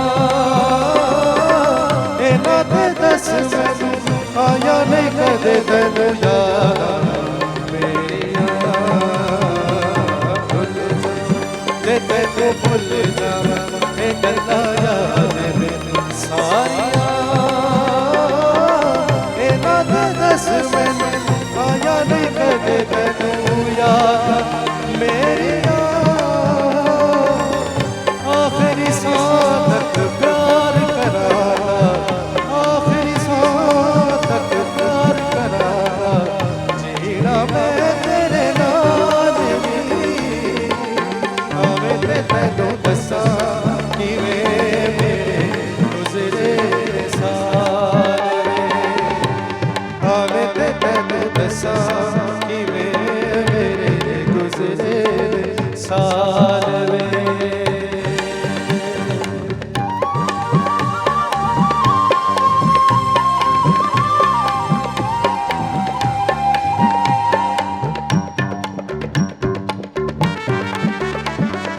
हर वेले मैं बैठी रोंदी रवां ओ रवां वेखे तेरियां इन्हां ते दस मैनू आया नहीं कदे तेनू याद हर वेले मैं बैठी रोंदी रवां ओ रवां वेखे तेरियां इन्हां ते दस मैनू आया नहीं कदे तेनू याद मेरिया तेनू सजना मैं भुल जावा तेनू सजना मैं भुल जावा सजना मेरी मनानी आवे मैं तेनू दसा किवें मेरे गुज़रे साल वे आवे ते तेनू दसा किवें मेरे गुज़रे साल वे ख़वातीन हज़रात, हम आपको खुश आमदीद कहते हैं। Welcome back once again. और ब्रेक पर जाने से पहले हमारे प्रोग्राम के आगाज़ से हमारे साथ मौजूद हैं आसिफ अली हाशमी, बहुत ही खूबसूरत आवाज़ के मालिक और लाइव सिंगिंग कर रहे हैं। इनको भी ज़रा तारीफ़ इनकी करना ज़रूरी होने। बहुत खूब भाई, thank you so much. Excellent. आपकी तरबियत, आपके घराने की जो एक क्वालिटीज़ हैं, ननियाल की बात करें, पटियाला घराना, ये तमाम चीज़ें, और फिर आपकी अपनी एफर्ट भी नज़र आती है। वेल डन, माशाल्लाह माशाल्लाह। अच्छा जी ख़वातीन हज़रात, ब्रेक पर आने के बाद हमारी जो मोअज़्ज़ज़ मेहमान उनका तारुफ़ कराते हुए, लेकिन उससे पहले ऑब्वियसली ख़वातीन हज़रात, किसी भी शख्सियत को मुकम्मल करने में education plays a very important role. लेकिन सिर्फ एजुकेशन ही नहीं होती, तालीम और तरबियत, आप ये दो अल्फाज इकट्ठे ही सुनते हैं। तालीम तरबियत के बगैर और तरबियत तालीम के बगैर नामुकम्मल है। और किसी भी बच्चे की शख्सियत को एक मुकम्मल ज़ात बनाने के लिए इन दोनों सतून का बड़ा अहम किरदार है, और ये पिलर्स होते हैं किसी भी शख्स की शख्सियत का, ये पर्सनालिटी का। इस हवाले से गुफ्तगू करने के लिए, और हम अपनी सोसाइटी में देखते हैं तो तालीम और तरबियत पे कितना फोकस किया जा रहा है, ये तमाम बातें जानने के लिए और कहाँ पे हम बेहतरी ला सकते हैं। अफशां तहसीन बाजवा साहिबा हमारे साथ मौजूद हैं, फॉर्मर चेयरपर्सन है of NCRC, national commission on the rights of child, human rights activist भी हैं, और ये पर्टिकुलरली फोकस करती हैं चिल्ड्रन राइट्स के हवाले से, चिल्ड्रन प्रोटेक्शन, और मोटिवेशनल कोच भी हैं। उसके अलावा जी she is also the regional gender champion for regional women leadership network established by UNODC। बहुत सारी बातें हैं, एक ही शख्सियत के पास बहुत सारा क्रेडिट, सो इनको वेलकम करते हैं। अस्सलाम वालेकुम। वालेकुम अस्सलाम। कैसी हैं आप? बिल्कुल ठीक ठाक। Thank you so much for being part of the show, और आपकी मजीद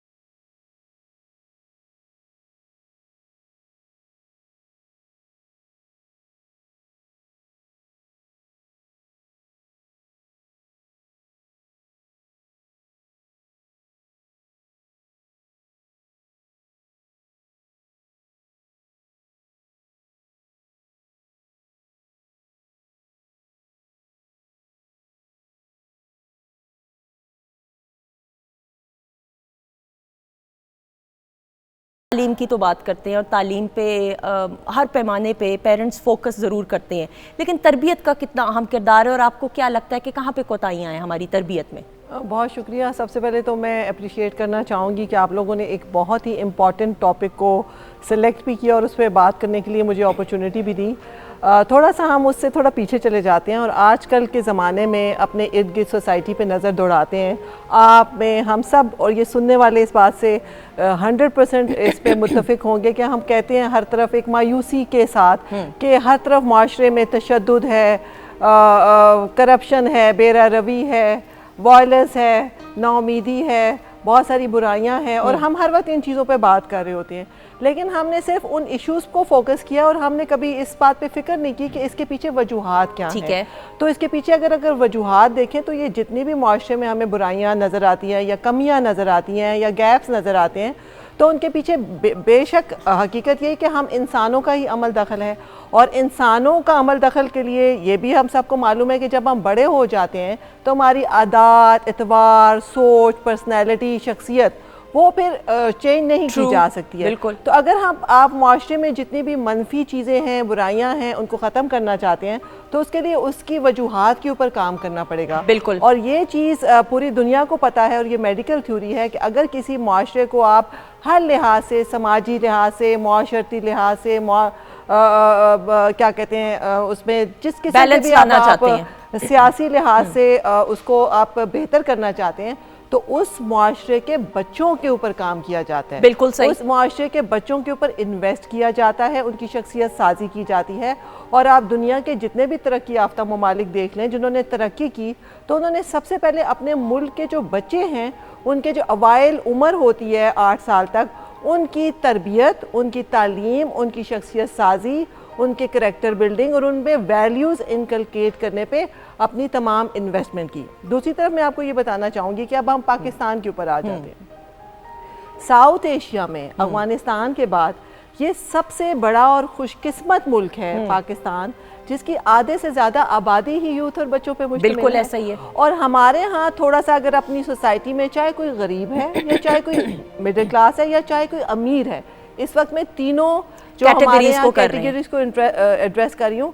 हमारे यहाँ बच्चों को तरबियत करने से मुराद ये ली जाती है कि पहले इसको खुराक दे दो, अगर है ऐसा ही है, अमीर है, उसको कपड़े दे दो, उसको खिलौने दे दो, उसको स्कूल भेज दो और हम ये या उसको तफरीह दे दो। और हम इस चीज़ को बच्चे की एक वालिदैन की तरफ से, पेरेंटिंग की तरफ से इसको अपनी इन्वेस्टमेंट या अपना फर्ज समझते हैं, यानी ये जिम्मेदारी समझ लेते हैं। और इसमें मैं ये दूसरी चीज़ ऐड करते हुए फिर आप इसी को कंटिन्यू कीजिएगा कि अक्सर पेरेंट्स को मैंने देखा है कि जी स्कूल भेज दिए, तरबियत का फिर बाकी काम हम पैसे तो खर्च कर रहे हैं ना स्कूल पे, तरबियत का बाकी काम टीचर्स करें। तो ये मैं कहना चाहूँगी कि जैसे अभी आपने बड़ी खूबसूरती से कहा कि तालीम की कमी को तरबियत पूरा कर देती है, तरबियत की कमी को तालीम पूरा नहीं कर सकती। तो वालिदैन का बहसियत है वालिदैन।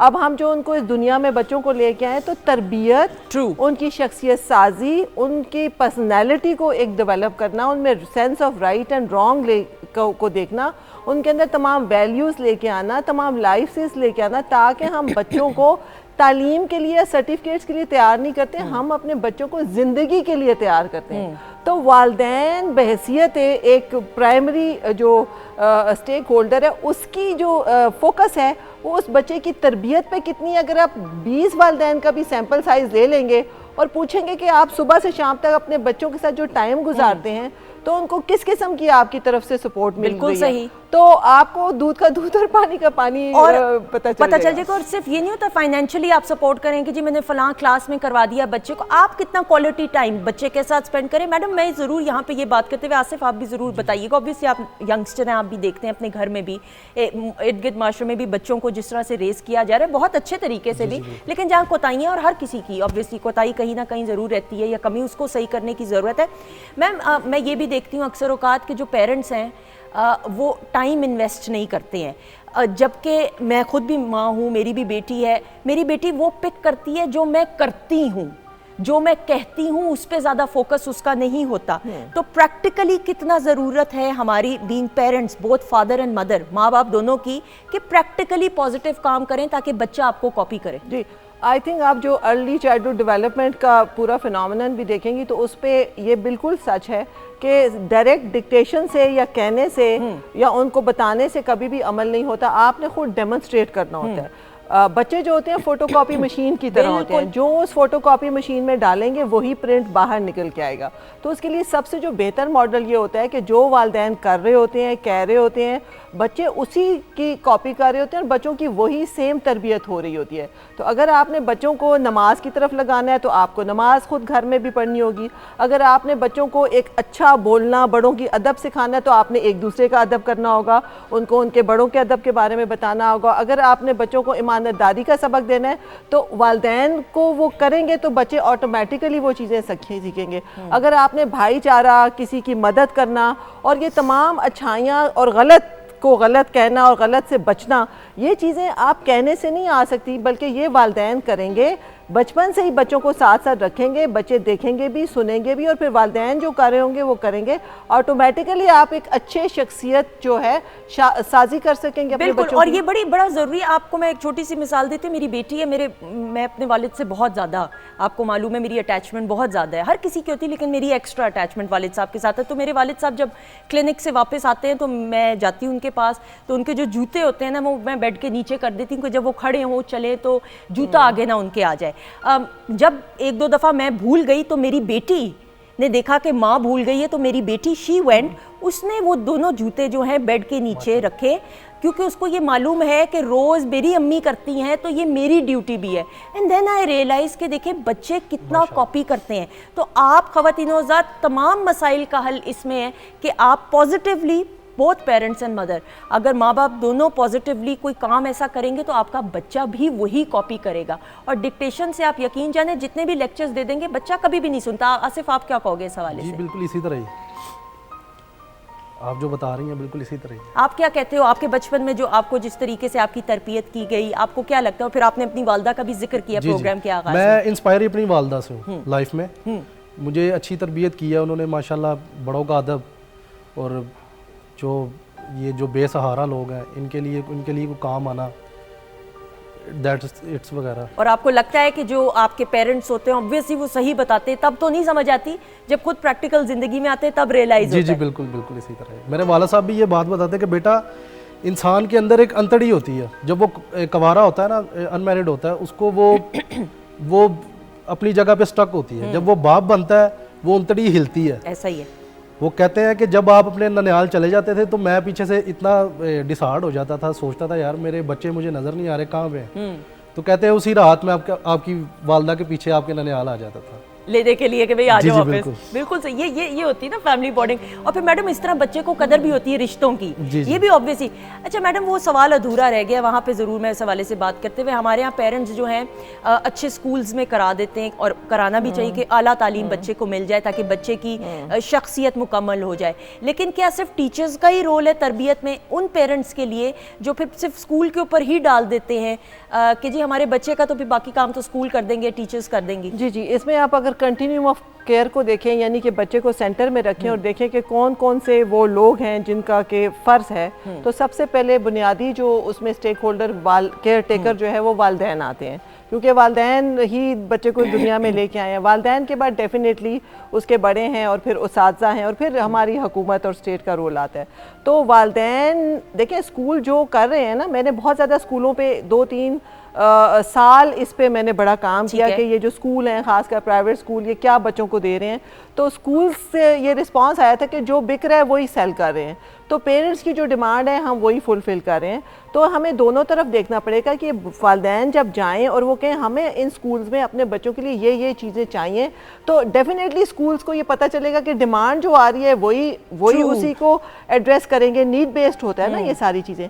तो हमारे यहाँ जो थोड़ा नहीं बल्कि बहुत ज़्यादा हो गया कि छोटे छोटे बच्चे अब तो इतना ज़्यादा ब्रांडिंग का और स्टेटस कॉन्शियस हो गए हैं कि बहुत छोटा बच्चा जो है वो छोटी गाड़ी में पिक करने भेजोगे, आप भेज के देखें, वो नहीं बैठेगा छोटी गाड़ी में, कपड़ों पे मुकाबला है, गाड़ियों पे मुकाबला है, घरों पे मुकाबला है, ये इनके स्टेटस पे मुकाबला है, पेंसिल बॉक्सेस पे, बैग्स पे। आप देखें मुआशरे के अंदर ये जो एक डिस्टॉर्शन आई है जिसका हम ही जिम्मेदार हैं बड़े, कि आप इंसान की जो किसी ज़माने में जो कदर होती थी ना कि ये ईमानतदार है, ये करैक्टर इसका अच्छा है, ये बहुत ही समझदार है, ये जुर्गों के फ़ैसले करता है, ये लोगों में मोहब्बतें बांटता है, सुलह सफाई करता है, अब वो बुनियादी करैक्टर की बजाय लोगों की जो दौलत और स्टेटस है वो एक सिंबल ऑफ रिस्पेक्ट बन गया है और उसमें से इंसानियत माइनस हो गई है।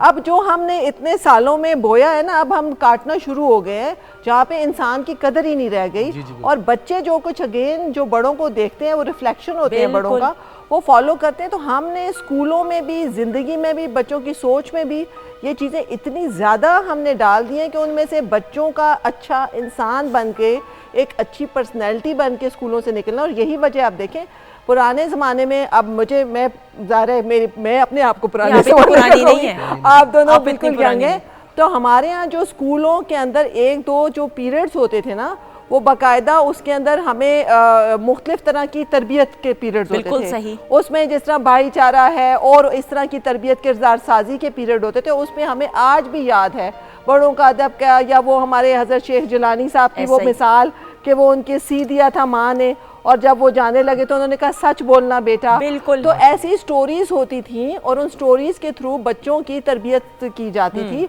और वो छोटी छोटी चीज़ें उस वक्त से हमारे जहनों में हैं। अब आपने तरबियत का कंपोनेंट माइनस करके सिर्फ लाइफ स्किल्स ले आए। लाइफ स्किल्स भी इम्पॉर्टेंट हैं कि आपने कॉन्फ्लिक्ट आ गया, आपको टाइम मैनेजमेंट करनी है, आपको किस तरह से किसी मुश्किल में से निकलना है, लेकिन तरबियत के बगैर तो इंसान ही नहीं बिल्कुल है। सही। तो आपने ये चीज़ें, मैं ये समझती हूँ चूँकि मेरा 25 साल का तजर्बा है बच्चों के हवाले से और इन चीज़ों पे, कि पाकिस्तान में पेरेंटिंग, पॉजिटिव पेरेंटिंग एक इग्नोर्ड एरिया है अनफॉर्चुनेटली। हमारे यहाँ अभी से जाहिर है हम पूरे पाकिस्तान को तो नहीं कह रहे, वो तो मीडिया ऐसी तरीक़ों से हम बाकायदा अपना पैगाम पहुंचा सकते हैं और वो लोग इंफोटेनमेंट या हमारी जैसी बातचीत से बहुत सी माएँ समझ सकती हैं, लेकिन मुझे लगता है कि अब एक हायर लेवल पे स्टेप लेना चाहिए। और जो मदर्स वुड बी मदर्स होती हैं, मदर्स टू बी होती हैं, इवन जब वो डॉक्टर के पास जाते हैं और डॉक्टर उनको बाकी अपनी चीज़ों के हवाले से उनको जो जितनी फीडबैक या गाइड करते हैं, तो एक पॉजिटिव पेरेंटिंग के ऊपर भी उनको गाइड ज़रूर करें। ये काउंसलिंग भी ज़रूरी है, काउंसलिंग करें, गाइड करें, ऐसे मैनुअल्स आ जाने चाहिए, ऐसी चीज़ें आ जानी चाहिए। सिर्फ उनको अगर ये भी कह देना कि पॉजिटिव पेरेंटिंग के ऊपर आप ये पढ़ लें, बिल्कुल सही, लिंक्स पे पढ़ लें, एक वर्ड यूज़ कर दें कि आपकी माँ ने उस बच्चे की शख्सियत, क्योंकि देखें ये बातें अब सबको पता है, आजकल गूगल का दौर है, आजकल बच्चे कोई भी चीज़ देखना चाहते हैं तो वो गूगल से देखते हैं। ऐसा ही है। हंसने की बात है, मेरी बेटी ने कहा मामा दादों को इतने खाने कैसे आते हैं, तब तो गूगल नहीं था तो उन्होंने कैसे सीखा।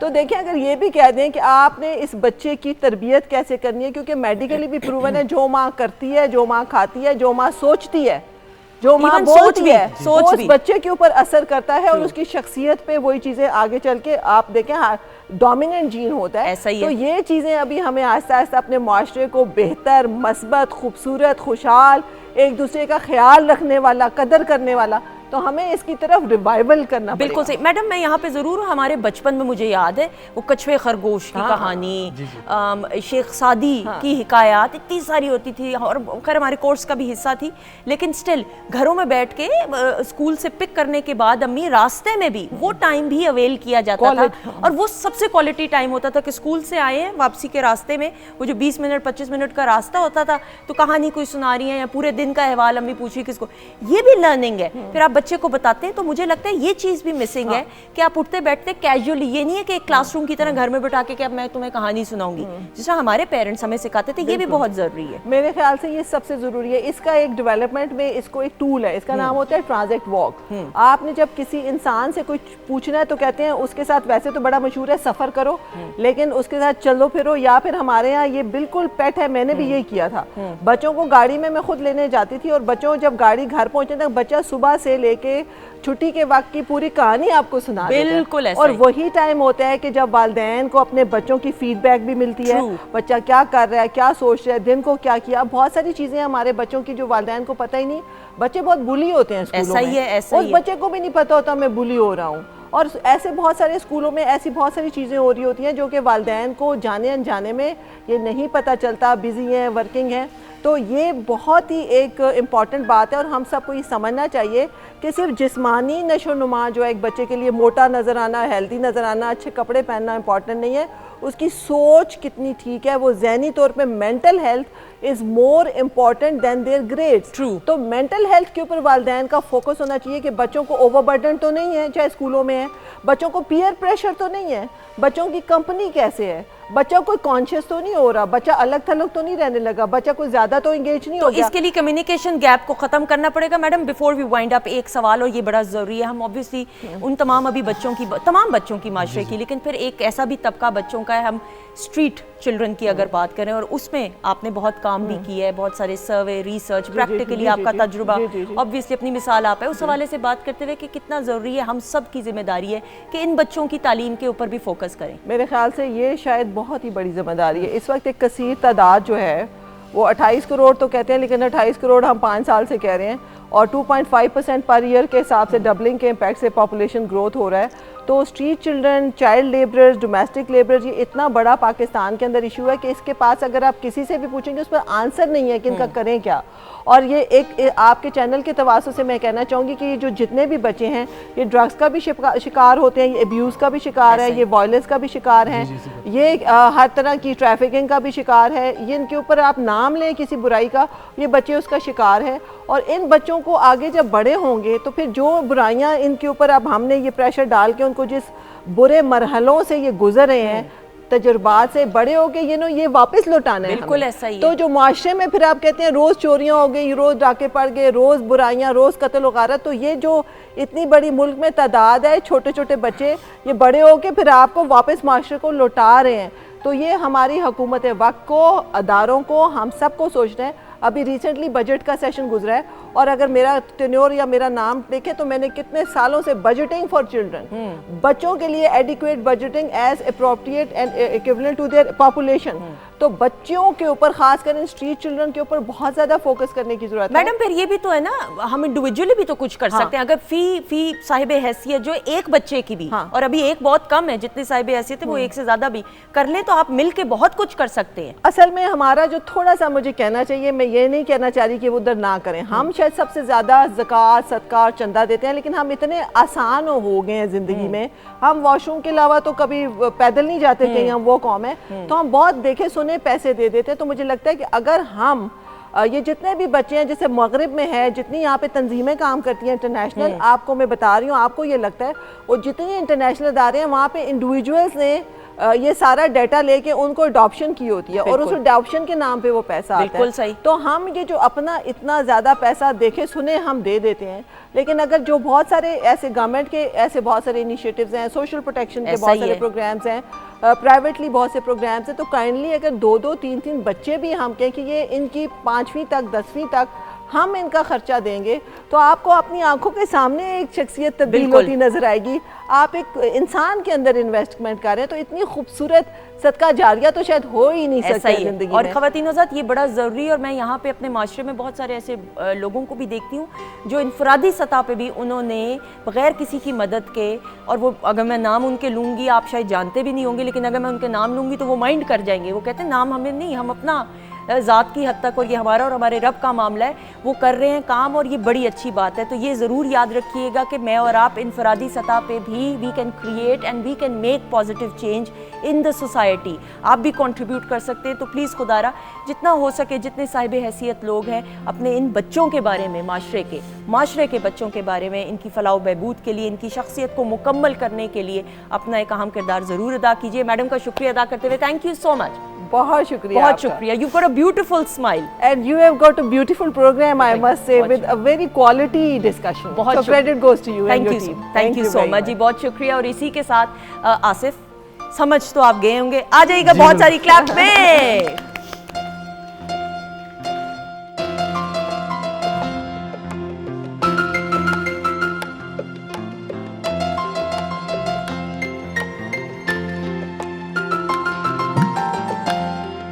मैं तेनू समझा कि ला तेरे बाजो लगदा जी, मैं तेनू समझा कि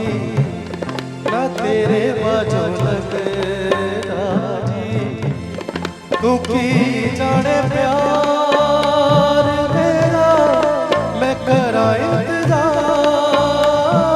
तेरा तू दिल तू यो जान मेरी मैं तेनू समझावांगी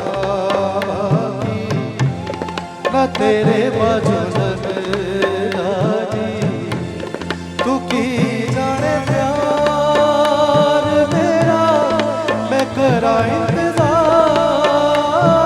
तेरा तू दिल तू यो जान मेरी मैं तेनू समझावांगी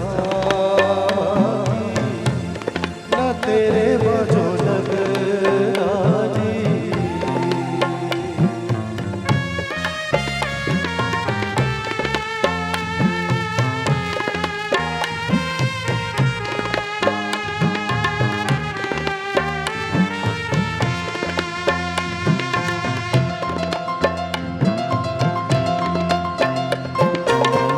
मेरे दिल विच रह के मेरे दिल दा हाल न जाने तेरे बाजू कलिया बह के रोंदे ने मैनू माणे जीना मेरा है मरना मेरा नाल तेरे सी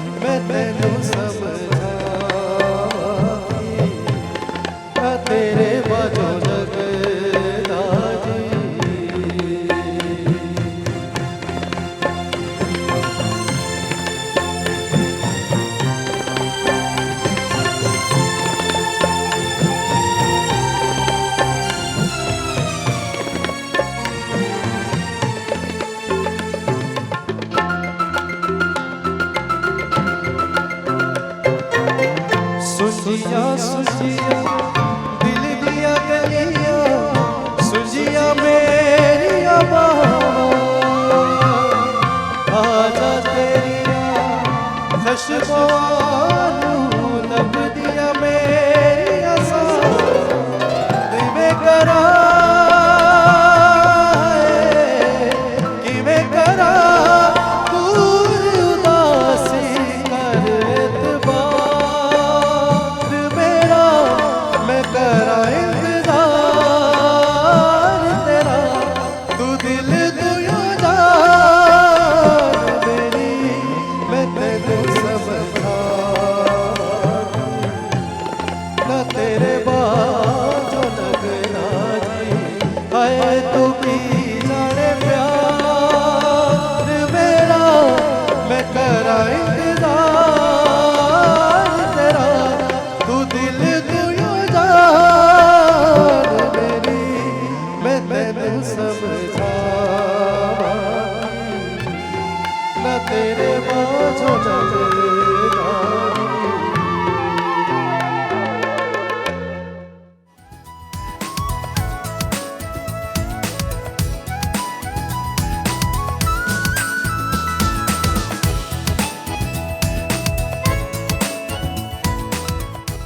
जी ख़वातीन औज़ात, हम आपको खुश आमदीद कहते हैं। वीकेंड एट होम की programming Pakistan television network Lahore centre से आप देख रहे हैं। हमारे साथ ब्रेक में और प्रोग्राम के आगाज़ से मौजूद है Asif Ali Hashmi. He is got a beautiful voice और लाइव सिंगिंग। मैं बार बार इसलिए लाइव का बताती हूँ कि ऑब्वियसली ट्रैक्स भी चलते हैं रिकॉर्डेड बहुत सारे सिंगर्स के जो जिसका कंफर्ट लेवल हो, लेकिन लाइव सिंगिंग करना आसान नहीं होता और मैं समझती हूँ कि उम्दगी के साथ ये भरपूर तरीके से करें। ऑन एयर भी तारीफ़ करना ज़रूरी, ऑफर करें तो ऑन एयर भी। अच्छा जी ख़वातीन औज़ात, बहुत अच्छा लगता है जब हमारे बच्चे और स्पोर्ट्स में ख़ास तौर पे अपना नाम बनाते हैं, हमारे मुल्क की नुमाइंदगी बैनुल-अक़वामी सतह पे करते हैं। और जो हम चैम्पियंस हैं ना, उनका तारुफ बैठ के नहीं कराते, और फिर जब बच्चे चैम्पियंस हों तो फिर हम खड़े होकर तारुफ कराते हैं। ऑल्दो कि ये मेरे बिल्कुल ही नहीं, आपने नहीं अभी खड़े होना, अभी मैं ज़रा इसका तारुफ करवा दूँ, उसके बाद इसको मैं खड़ा करके तो इसका फिर प्रॉपर तरीके से इंट्रोडक्शन भी हम कराएंगे। हमारे साथ मौजूद है Abu Bakar Talha, youngest tennis player है। अब ज़रा इनकी अचीवमेंट सुनिएगा, ये मेरी नालायकी है, मैं याद नहीं कर सकती क्योंकि है उम्र इनकी छोटी ज़्यादा है माशाल्लाह, अचीवमेंट्स तो देख के पढ़ना पड़ेगा। अच्छा जी, अबू बकर तलहा जो है ख़वातीन हज़रात currently number 1 rank tennis player हैं इन पाकिस्तान अंडर 14 के, और अबू बकर सिलेक्ट हुए हैं पाकिस्तान जूनियर डेविस कप के लिए एज वेल फॉर 2023, और इस सिलेक्शन के साथ ये पाकिस्तान के यंगेस्ट प्लेयर बन जाते हैं for Pakistan junior Davis cup team under 16। और इसके अलावा पाकिस्तान की बैनुल-अक़वामी सतह पे भी नुमाइंदगी कर चुके हैं, ऑस्ट्रेलिया को हराया हाल ही में। इधर आ जाओ, अस्सलाम वालेकुम, कैसे हो? ठीक हो? मेरा और इसका कद हील के साथ ज़्यादा फ़र्क नहीं है, ठीक है ना? आपकी अचीवमेंट्स पे एक नज़र डालें, आप कहें ना लोगों को कि आए देखते हैं, बोलो आए देखते हैं। आए देखते हैं।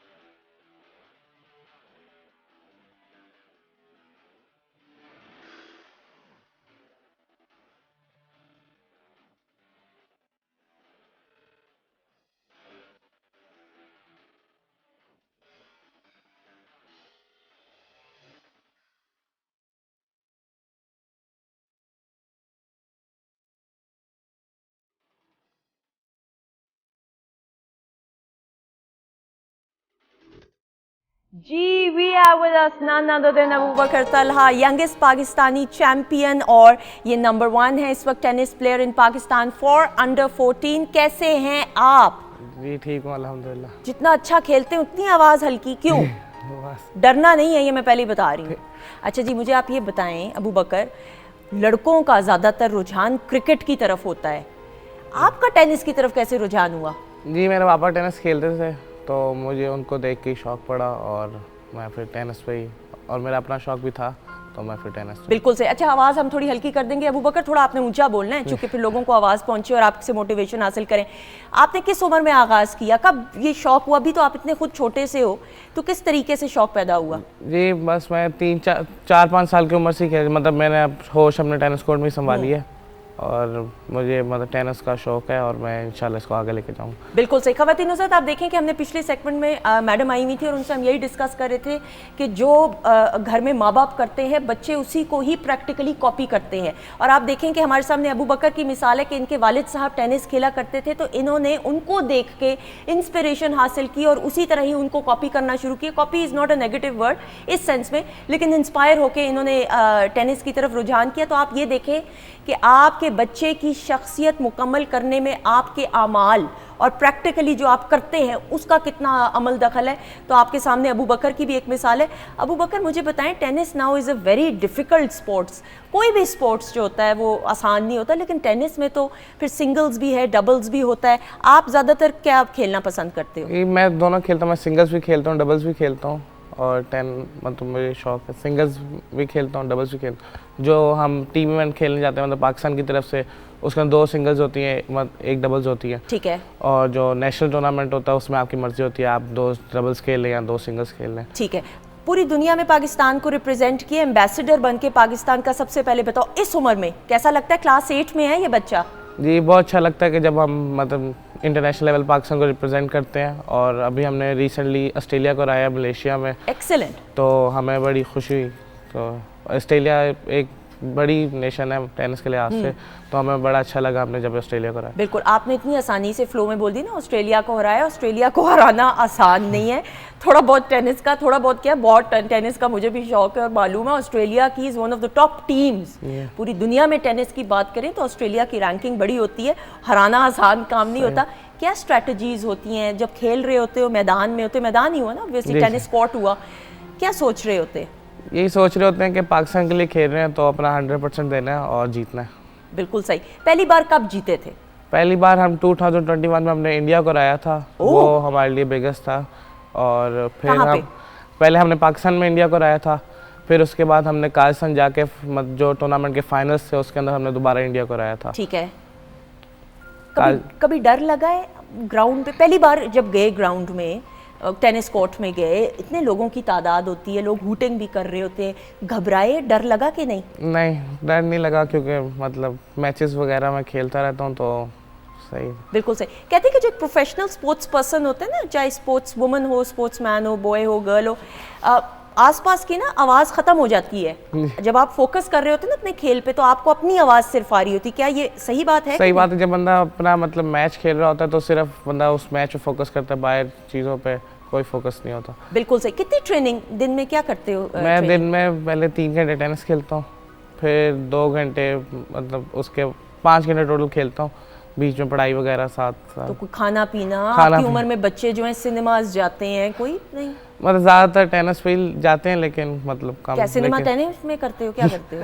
क्या मुझे समझ नहीं आई। ज़्यादातर टेनिस का होता है, लेकिन मतलब कभी कभार जाते हैं, लेकिन टेनिस के अलावा भी टेनिस ही चल रही होती है दिमाग। तो दोस्त वगैरह इम्प्रेस भी होते हैं कि आप सेलिब्रिटी हो कि नहीं? दोस्त वगैरह होते हैं, लेकिन ज़्यादातर दोस्त टेनिस के दोस्त ही हैं। अच्छा, टेनिस के तो, लेकिन स्कूल फेलोज तो होंगे ना? जी जी, स्कूल फेलोज। कैसा लगता है लोग ऑटोग्राफ लेते हैं, आपकी तारीफ करते हैं तो? बहुत अच्छा लगता है जब मतलब आप की तारीफ होती है या कोई भी चीज़ होती है तो आपको बड़ा अच्छा फील होता है। बिल्कुल सही। खास तो स्कूल में वगैरह में काफ़ी इनकरेज करते हैं। बिल्कुल सही। आपके ऑब्वियसली इंस्पिरेशन होती है, आपने कहा वालिद साहब को तो देख के ऑब्वियसली, लेकिन उसके अलावा आपकी favourite tennis player of all time कौन से रहे हैं? पाकिस्तान में सामुल्ला कुरैशी और अकील खान है, और वर्ल्ड में जोकोविच। अरे दैट्स वो क्या कॉपी करते हो या किस तरीके से इंस्पायर होते हो? सॉरी मैं कॉपी का लफ्ज़ इस्तेमाल करूँ, लेकिन ये इन अ पॉजिटिव सेंस में इस्तेमाल करी हूँ। जी, इंस्पायर में ये है कि मतलब उनकी तरह ग्रैंड स्लैम वगैरह खेलना और जीतना, वो चीज़। मुझे तो वो दोनों बहनें पसंद थी, सरीना विलियम्स। जी, वो भी बहुत अच्छी प्लेयर थे। दे वर मैग्निफिसेंट। वो तो देखती थी तो बंदा डर जाए उनको तो देख के। मैंने एक दफ़ा उनको फिल्म में भी एक पेरेंट्स में देखा, मैं तो जान ही उनको देख के निकल गई कि उन्होंने खेलना क्या, खेलने से पहले ही अगला बंदा जो उधर ही गिर जाए डर के मारे। बट ऑब्वियसली देन कितना हेल्प किया आपको ग्रो करने में? आपको क्या लगता है what is the difference between you obviously professionally sports को ऑप्ट करने में और आपकी उम्र के बाकी लड़कों में? कितनी मैच्योरिटी आई है, कितना कॉन्फिडेंस आप में आया? जी, फ़र्क मतलब दोनों चीज़ों में, अगर आप पढ़ाई या अगर आप टेनिस या किसी भी स्पोर्ट्स में जाते हो तो आपको मेहनत तो करनी पड़ती है दोनों चीज़ों में। तो फ़र्क ये होता है कि थोड़ा एक्सपीरियर वगैरह का मतलब बाहर के मुल्क बंदा जाके खेल लेता है, बस ये फ़र्क होता है। बिल्कुल सही। कोई ख्वाहिश है कि फ़लाँ प्लेयर को हराना है फ़लाँ टीम के? ख्वाहिश ये है कि मतलब रिसेंटली ये है कि वर्ल्ड ग्रुप में पाकिस्तान को जितवाना है इंशाल्लाह, और उसके बाद ओलंपिक खेलना है इंशाल्लाह, और गोल्ड मेडल जीतना उसमें इंशाल्लाह। लेकिन उसके लिए तो फिर बहुत ट्रेनिंग चाहिए होगी, गर्मी हो बारिश हो, ट्रेनिंग आपकी रहती है। जी। खाने पीने का शौक है? जी। ये जूस पड़ा आपने पिया नहीं, अच्छा नहीं लगा? अनम ने नहीं सही, अनम हो नहीं अच्छा लगा? क्या खाते पीते हो ये बताओ? मैं सारा कुछ ही खाता हूँ, लेकिन जो दादा ने मेरी खास डाइट रखी हुई है उसके अंदर शहद, दूध, बादाम वगैरह होते हैं जो खास। बताएं ना थोड़ा, किस तरीके से लेते हैं आप शहद? किस तरह, किसी चीज़ में डाल के? शहद मतलब वैसे खाली भी खा सकते हैं, लेकिन दूध के अंदर डाल के या कोई चीज़ या पानी के अंदर डाल के पी लें किसी भी। और बादाम किस तरह लेते हैं? बादाम सुबह उसको पानी में भिगो के सुबह खा। बिल्कुल सही। एंड दैट वर्क्स आपको लगता है? जी। तो मुझे ट्राई करना चाहिए, उससे वो दिमाग काम करता है सही? थोड़ा मैं भूल जाती हूँ, उम्र का भी तकाजा है, लेकिन आपसे मैं टिप्स लूँगी। हाँ अच्छा जी, अनम रेसिपी बताइएगा ड्रिंक की जल्दी से। जो पीच और मैंगो जूस जो हमने बनाया है उसके लिए तकरीबन 2 से 3 अदद हम पीच लेंगे, 2 से 3 अदद ही हम इसमें मैंगोज़ ऐड करेंगे, क्योंकि हम ये 4 to 5 सर्विंग बना रहे हैं। उसके अंदर हम तकरीबन 2 से 3 ग्लास के करीब पानी डालेंगे और थोड़ा सा ब्लैक सॉल्ट और शुगर हम डालकर अच्छी तरीके से इसको ब्लेंड कर लेंगे। इस टाइम में आप चाहें तो इसके अंदर थोड़ा सा स्पार्कलिंग वाटर भी ऐड कर सकते हैं जब आपने इसको सर्व करना हो। ठीक है। तो वो भी थोड़ा सा ज़रा अब इसकी जो थिकनेस है वो आपके ऊपर डिपेंड करती है। आपको ज़्यादा लिक्विडी चाहिए तो आप ज़्यादा लिक्विडी कर लें, लग रहा है जो अच्छी बात है। हाँ, और अगर आप उसको थोड़ा थिक फॉर्म में लेना चाहें तो आप थिक फॉर्म में सही। अच्छा, राइस और नूडल्स हमारे आम तो घर में बनते हैं, आपने क्या डिफरेंट चीज़ डाली है वो बता दो। अच्छा, डिफरेंट चीज़, क्योंकि आपको पता है कि चाइनीज़ जो है थोड़ा कुकिंग बड़ी फास्ट होती है, तो एक बड़ी इंपॉर्टेंट चीज़ है मुझे लगता है कि जो चाइनीज़ है वो चिकन पाउडर के बगैर जो है वो इनकम्प्लीट है। उससे एक बड़ा अच्छा सा जो है फ्लेवर आ जाता है खाने के अंदर। और दूसरी बात ये है आपके जो हमारा ब्लैक पेपर चिकन है और एग फ्राइड राइस है वो आपके सामने जो है वो रेडी हो चुके हैं। बिल्कुल सही, बिल्कुल सही। आपकी मैंने तस्वीर पे फोकस कर लिया, आप डीपी अच्छी लगाई, वो दिखा नहीं सकती लोगों को, अभी पर्सनल चीज़ें नहीं दिखाते। अच्छा जी, बिल्कुल सही। और नूडल्स के लिए कोई रेसिपी देना चाहेंगे? हाँ जी, मैं क्विक रेसिपी बता दें जल्दी से। सिंपल, हम इसमें स्पेगेटी यूज़ करें। आपने जो वेजिटेबल्स हैं वो आपकी अपनी पर्सनल चॉइस है। मैंने इसके अंदर कैबेज, कैप्सिकम, अनियंस और ग्रीन अनियंस और रेड अनियंस दोनों मैंने इसके अंदर ऐड किए। आप चाहें तो इसके अंदर जो है मशरूम्स और जो बेबी कॉर्न्स होते हैं वो भी ऐड ऑन कर सकते हैं। सिंपल, आपने 1 से 2 टेबलस्पून ऑयल लेना है, उसमें वेजिटेबल को सौते करना है, नमक, काली मिर्चें, थोड़ी सी शुगर, क्योंकि चाइनीज़ में शुगर जो होती है वो आपके जो सॉल्ट होता है उसको बैलेंस करती है। और आपने अच्छी तरीके से उसको स्टर करना है 1 से 2 मिनट का। सोया सॉस जाएगी, इसमें थोड़ी सी चिली सॉस जाएगी, क्योंकि बच्चों के लिए हम बना रहे हैं तो 1 से 2 टेबलस्पून अगर आप उसके अंदर केचप ऐड कर दें। तो कोई बच्चा नहीं है तो कौन खाएगा फिर ये? नहीं, मैंने कहा अगर बच्चों के लिए अगर, बना हाँ, रहे ये अगर हाँ। अबू बकर है ना, अबू बकर ये आप ही के लिए है, हमारे लिए नहीं। वैसे मैं भी अपनी अम्मी की बेटी हूँ, बच्ची तो मैं भी हुई। हाँ, हम सब है बच्चे तो हम खा सकते हैं, बड़े बच्चों के लिए भी। हाँ, बड़े बच्चों के लिए भी और छोटे बच्चों के लिए, दोनों के लिए जो है आप थोड़ी सी 1 से 2 टेबलस्पून केचप ऐड करें, उसको 1 से 2 मिनट का स्टर करें और जो आपकी नूडल्स हैं वो डालें और सिर्फ 2 से 3 मिनट आपने उसको स्टर करना है और दैट्स इट। लास्ट में ग्रीन अनियंस ऐड करेंगे। बिल्कुल। अच्छा, मैं आपको ये बता दूं, नूडल्स के मामले में ना इनको पायों की तरह पकाना नहीं है। हाँ जी, बिल्कुल। थोड़े से ना खड़े खड़े रहने चाहिए। जो नूडल्स होते हैं स्टिक नहीं होने चाहिए और बिल्कुल गल नहीं जाने चाहिए। थोड़ा सा कच्चापन तो नहीं मैं कहूंगी, लेकिन वो क्या कहेंगे उसको, वो एक हमेशा इसके पैकेट के पीछे भी मेंशन होता है टाइम 7 to 8 मिनट्स पास्ता का कुकिंग टाइम है। अगर आप उसको उससे ज्यादा कुक करेंगे तो वो बिल्कुल नुचड़ जाएंगे। हाँ, और वो चिपकना स्टार्ट हो जाएंगे। अजीब सा ना सादा जबान में घरेलू मलीदा सा बन जाता है। That's not good. तो इसलिए आप देखें कि ये बड़ी अच्छी प्रेजेंटेशन है। वेरी गुड जी। और अबू बकर, आप खाते हैं चाइनीज? हैं? खा ले। बस एमी का है, सच बताओ, सुबह क्या खा के आए हो खाना? नाश्ता। क्या नाश्ता किया? अंडा पराठा। ओ वेरी गुड, बहुत ही सादा है बच्चा आप। और नहीं, मैंने सवाल ऐसे पूछे, वो सब कुछ ही सच सच बताए। Thank you Anam. You welcome. अच्छा जी, आसिफ आपसे भी ऑब्वियसली बात करते हुए सिंगिंग की हम बात करें, हम देखते हैं कि लाइव सिंगिंग आसान काम नहीं होता। आप किस तरीके से ट्रेनिंग और फिर ऑब्वियसली जो आपका ननियाल है, पटियाला घराना और तरबियत, हम देखते हैं कि ट्रेनिंग पे बड़ा फोकस होता है। आप कितना रियाज करते हो, कितनी ट्रेनिंग करते हो? जी, रियाज तो 1.5 से 2 घंटे में डेली करता हूँ। वैसे मैं मेरे एक्सपीरियंस के मुताबिक जो बंदा सुर में होता है ना, सुरीला होता है, उसको ट्रेनिंग की ज़रूरत ही नहीं है। अच्छा। जो सुर में हो, ठीक है, जो सुरीला हो, अल्लाह की अता हो जिस पे, तो ये पॉलिश इंसान ने होना होता है। अल्लाह अता कर देता है, उसके बाद पॉलिश आपने खुद करना होता है। लेकिन ट्रेनिंग ऑब्वियसली एक बरकरार रखने के लिए टैलेंट को ये तो जरूरी है। जी जी, बिल्कुल। आप कितनी करते हैं रियाज? मैं तो 1.5 से 2 घंटे। हाँ, तो खुद तो 1.5 से 2 घंटे करते हैं और कह रहे हैं कि इतनी पॉलिशिंग की जरूरत नहीं होती। हाँ, वो हमारा बेसिकली कल्चर इस तरह का है हमारी फैमिली में। हम कहीं वॉशरूम में बैठे हैं तो तान लगा देते हैं, खाना खा रहे हैं, कोई चीज़ ओढ़ी है, दिमाग में कोई आमद हुई है तो हम उसको गाना शुरू कर देते हैं। बिल्कुल सही। ये इस में भी रियाजत में गुजर जाता है। बिल्कुल ट्रू, आई एग्री। कैसा लगता है लोगों के सामने परफॉर्म करके? जी, शुरू में तो काफ़ी मैं नर्वस हो जाता था, लेकिन अब अल्लाह का शुक्र है, कॉन्फिडेंस अच्छा बन गया है, तो अल्लाह की मेहरबानी है। अब तो कोई ऐसा मसला ही नहीं है, कॉन्फिडेंस अल्लाह ने अता किया। अल्लाह का शुक्र है। That's very good. Abu Bakar, आपको गाने का शौक है? जी है। रियली? वो मैंने तो एमी मजाक किया था। क्या गाने सुनते हो? ऑब्वियसली कहते हैं कि जो एक स्पोर्ट्समैन होता है ना, और वो देन ऑब्वियसली एक गुस्सा भी होता है, खेलते हुए भी कथासिस हो जाता है, लेकिन आप अपना टाइम को कैसे मैनेज करते हो और पास करते हो? किस किस्म का म्यूजिक सुनने का शौक है? मैं म्यूजिक मतलब नॉर्मल, मतलब तेज सुनता हूँ, स्लो नहीं। तेज क्या मतलब? क्या फास्ट फॉरवर्ड पे लगा देते हो? फास्ट सॉन्ग सुनता हूँ, मतलब स्लो सैड सॉन्ग टाइप में। तेज सॉन्ग, सैड सॉन्ग सुनते? नहीं, सैड सॉन्ग नहीं सुनता, मतलब तेज सॉन्ग। कौन सा पाकिस्तानी लास्ट गाना सुना, ये बताओ? पाकिस्तानी लास्ट गाना इब्राहिम लक के गाने में सुन। अच्छा, वेरी गुड। वो भंगड़ा किस्म के होते हैं। बिल्कुल सही। लेकिन वो टेनिस कोर्ट पे तो नहीं ना? नहीं, टेनिस कोर्ट में नहीं, वैसे यार फ्री टाइम पे। बिल्कुल सही। अच्छा, अब मुझे अबू बकर आप ये ज़रूर बताएं, आप क्लास 8 में हैं माशाल्लाह से, पढ़ाई को भी मुकम्मल कर रहे हो, कितना ज़रूरी है स्पोर्ट्स? और हमारे यहाँ हम बच्चे देखते हैं, आप उस जनरेशन में से हो कि अब हमारे पास गैजेट्स भी आ चुके हैं, आईपैड्स आ चुके हैं, लैपटॉप्स हैं, फ़लाँ चीज़ें, फ़ोन में बजाते खुद एक पूरी दुनिया बसी हुई है, आप गूगल कर लो चीज़ें, एक्टिविटीज़। हमारा दौर ऐसा था कि हमारे दौर में, इतना भी पुराना दौर नहीं, लेकिन ऑब्वियसली स्पोर्ट्स में ज़्यादा बच्चों को इन्वॉल्व किया जाता था। आप क्या समझते हो कि जनरल वेल बीइंग के लिए स्पोर्ट्स में बच्चों को खेलना, चाहे बच्चे हो बच्चियाँ, कितना ज़रूरी है? जी, स्पोर्ट्स करना बहुत ज़रूरी है। मतलब हफ्ता में बंदा 2 दिन ही कर ले या 1-2 दिन कर ले बहुत है, लेकिन करना लाजमी चाहिए। उससे आपकी बॉडी मतलब हेल्थ बिल्कुल सही रहती है। स्पोर्ट्स जो स्कूल में होती है उसको आप क्या समझते हो, कितनी इम्प्रूवमेंट हो सकती है? हम जनरल स्कूल्स की बात कर रहे हैं। स्कूल में अच्छी स्पोर्ट्स होती है, मतलब बच्चे जो स्पोर्ट्स उसमें करते हैं वो काफ़ी होती है। बिल्कुल सही। पेरेंट्स की कितनी सपोर्ट रही है जब आपने पहली बार जीता मेडल? तो किसको फ़ोन किया ये बताओ, या साथ कोई था आपके? होगा मेरे पेरेंट्स, मेरे पापा मेरे साथ जाते हैं मैच देखने। ठीक है। तो मतलब जो पेरेंट्स के सपोर्ट या घर वालों के सपोर्ट के बगैर कुछ करना ये मुमकिन नहीं है। पेरेंट्स के सपोर्ट के साथ करना ये मतलब पेरेंट्स सपोर्ट हो तो उसके साथ ही कुछ हो सकता है, उसके अलावा। बिल्कुल सही, बिल्कुल सही। अनम, आपको स्पोर्ट्स का शौक है कि नहीं? खेल कूद किया कभी कि नहीं?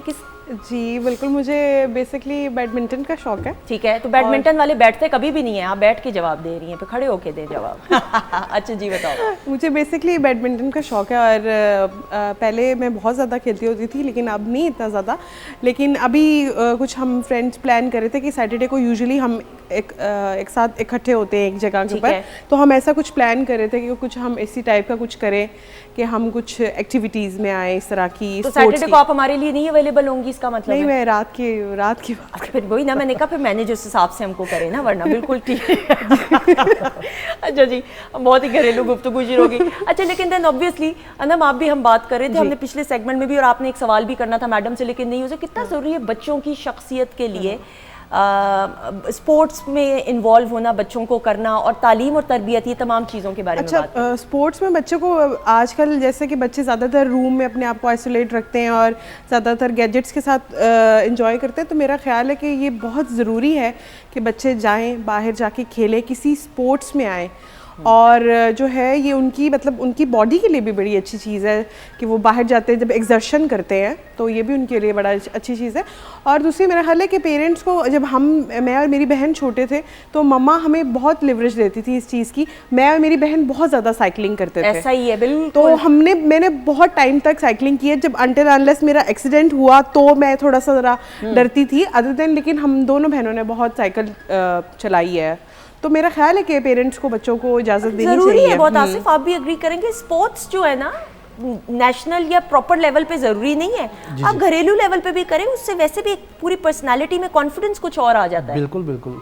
और ये स्पोर्ट्स जो है ये आपके जो है ना, आपके बॉन्ड्स या आपकी ये बॉडीज के लिए बहुत अच्छी चीज़ है, एक्टिविटी होनी चाहिए। बिल्कुल। मेरे वालिद हमेशा कहते हैं कि जो इंटेलिजेंट बच्चा होता है उसका तो कॉन्फिडेंस होता ही होता है, लेकिन एक स्पोर्ट्समैन का जो कॉन्फिडेंस है ना, दैट इज अनमैचेबल। आप क्या कहोगे इस हवाले से? सही बात कि जो स्पोर्ट्समैन होता है, अब आप अपने बच्चों, ऑब्वियसली क्लास में बच्चों को देखते होंगे जो एक्सेल कर रहे हैं पढ़ाई में, लेकिन उनके कॉन्फिडेंस में और अबू बकर आपको अपने कॉन्फिडेंस में क्या फ़र्क लगता है? फ़र्क लगता है मतलब हमारे मतलब जो फ़र्क होता है ये होता है कि हमारा एक्सपोजर वगैरह थोड़ा मतलब पढ़ाई से ज़्यादा होता है। हम बाहर जाके वगैरह भी खेल लेते हैं, तो इस वजह से हमारा थोड़ा उनसे कॉन्फिडेंस ज़्यादा होता है। बिल्कुल सही। अच्छा, लास्ट सवाल आपसे और उसके बाद फिर मैसेज भी आपसे यंगस्टर्स के लिए लेना है। हम बच्चों को भी देखते हैं, आपकी जनरेशन के ही बच्चे हैं, कुछ बच्चे, सारे बच्चे नहीं। मैंने कहा गैजेट्स की तरफ, आप भी गैजेट्स का ज़्यादा इस्तेमाल करते हो या नहीं? ज़्यादा स्पोर्ट्स करते हैं, अगर थोड़ा बहुत टाइम मिल जाए तो, ज़्यादा नहीं, थोड़ा सा। थोड़े में क्या मतलब 22 घंटे? फिर आधा घंटा, मतलब 1 घंटा, इससे ज़्यादा। थोड़ा ज़्यादा कर लो, मुझे लगता है 1.5 घंटा करते। 1.5 घंटा कर लो। नहीं, कितने बहन भाई हैं आप बताओ? 3। आप बड़े हो? नहीं, मैं मिडिल में हूँ। मिडिल में? एक बड़ा है और एक छोटा। ठीक है, तो बाकी बहन भाइयों की क्या? बाकी छोटा भाई पढ़ रहा है, बड़ा भाई भी पढ़ रहा है, लेकिन वो मतलब टेनिस खेलते हैं, लेकिन प्रोफेशनल लेवल पे नहीं खेलते वैसे। हाउ डू दे फील जब आपको वो देखते हैं, आपको इंट्रोड्यूस कराते हैं, कहीं बाहर जाते हैं, तो कैसा उनको लगता है? उनको भी खुशी होती है कि हमारा भाई ये अच्छा कर रहा है। सो That is very good and all the very best to you. अल्लाह ताला आपको बहुत कामयाबियाँ दे, आमीन सुम आमीन। The best part is कि you have the courage कि आप नेशनल टीवी पे आके बच्चों को, बड़ों को, तमाम लोगों को इंस्पायर करे हो। कोई मैसेज देना चाहोगे जल्दी से? मैं बच्चों को ये मैसेज दूंगा कि जहाँ पे भी, जिस फील्ड में भी हैं, अपना 100% दें और अपना बेस्ट करें। बिल्कुल सही, बहुत शुक्रिया। मैं अपना दे रही हूँ, 100% कोशिश कर रही हूँ, थोड़ी सी कमियाँ भी करती हूँ पूरी। Thank you so much. जीते रहे, खुश रहे। Asif, thank you so much, आपका भी बहुत बहुत शुक्रिया। शेफ अनम, आपका भी बहुत बहुत शुक्रिया। ख़वातीन हज़रात, आपका बहुत बहुत शुक्रिया। अपना बहुत सारा ख्याल रखिएगा। इंशाल्लाह कल मुलाकात होगी, ज़िंदगी रही तो। लेकिन जाने से, हमारी तरफ से खुदाफिज। जाने से पहले आसिफ, उस्ताद नुसरत फ़तेह अली खान साहब को ट्रिब्यूट पेश करते हुए आ जाएंगे। बहुत सारी क्लैप में।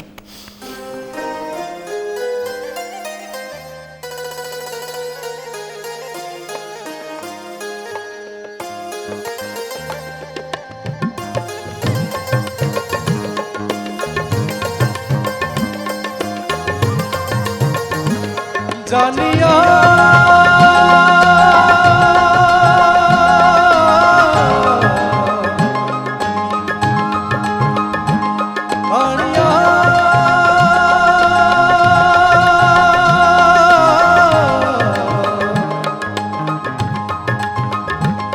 जानिया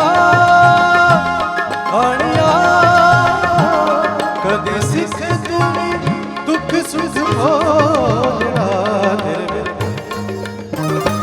तेरे बिना नहीं लगता दिल मेरा ढोलना तेरे बिना नहीं लगता दिल मेरा ढोलना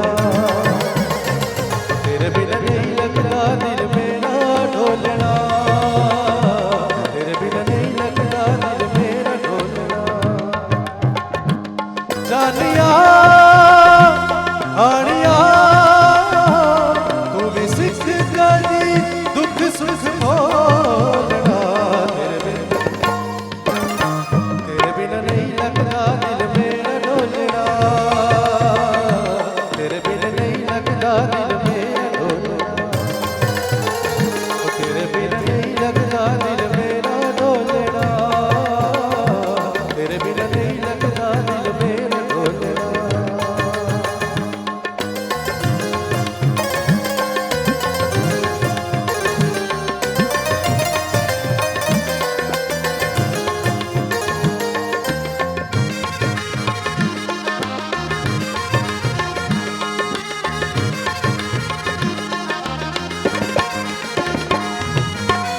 कुछ काले बदला तो सीने विच अग लगे लग गया कई बरसाता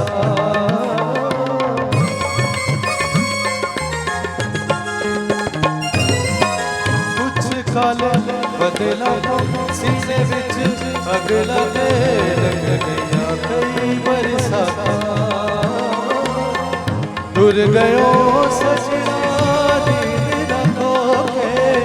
जाग के कटिया राता गिला प्यार का बोलिया सुन जरा प्यासे ने रोते कर मेहरबानिया तेरे बिना नहीं लगता दिल मेरा ढोलना तेरे बिना नहीं लगता दिल मेरा ढोलना तेरे बिना नहीं लगता दिल मेरा ढोलना तेरे बिना नहीं लगता दिल मेरा ढोलना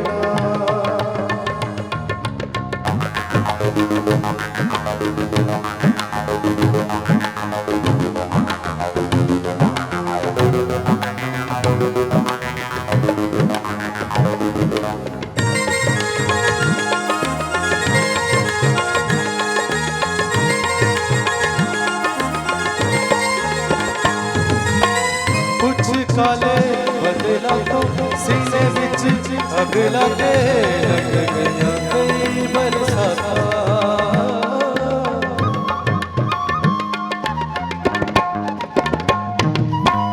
कुछ काले बदला तो सीने विच अग लगे लग गया कई बरसाता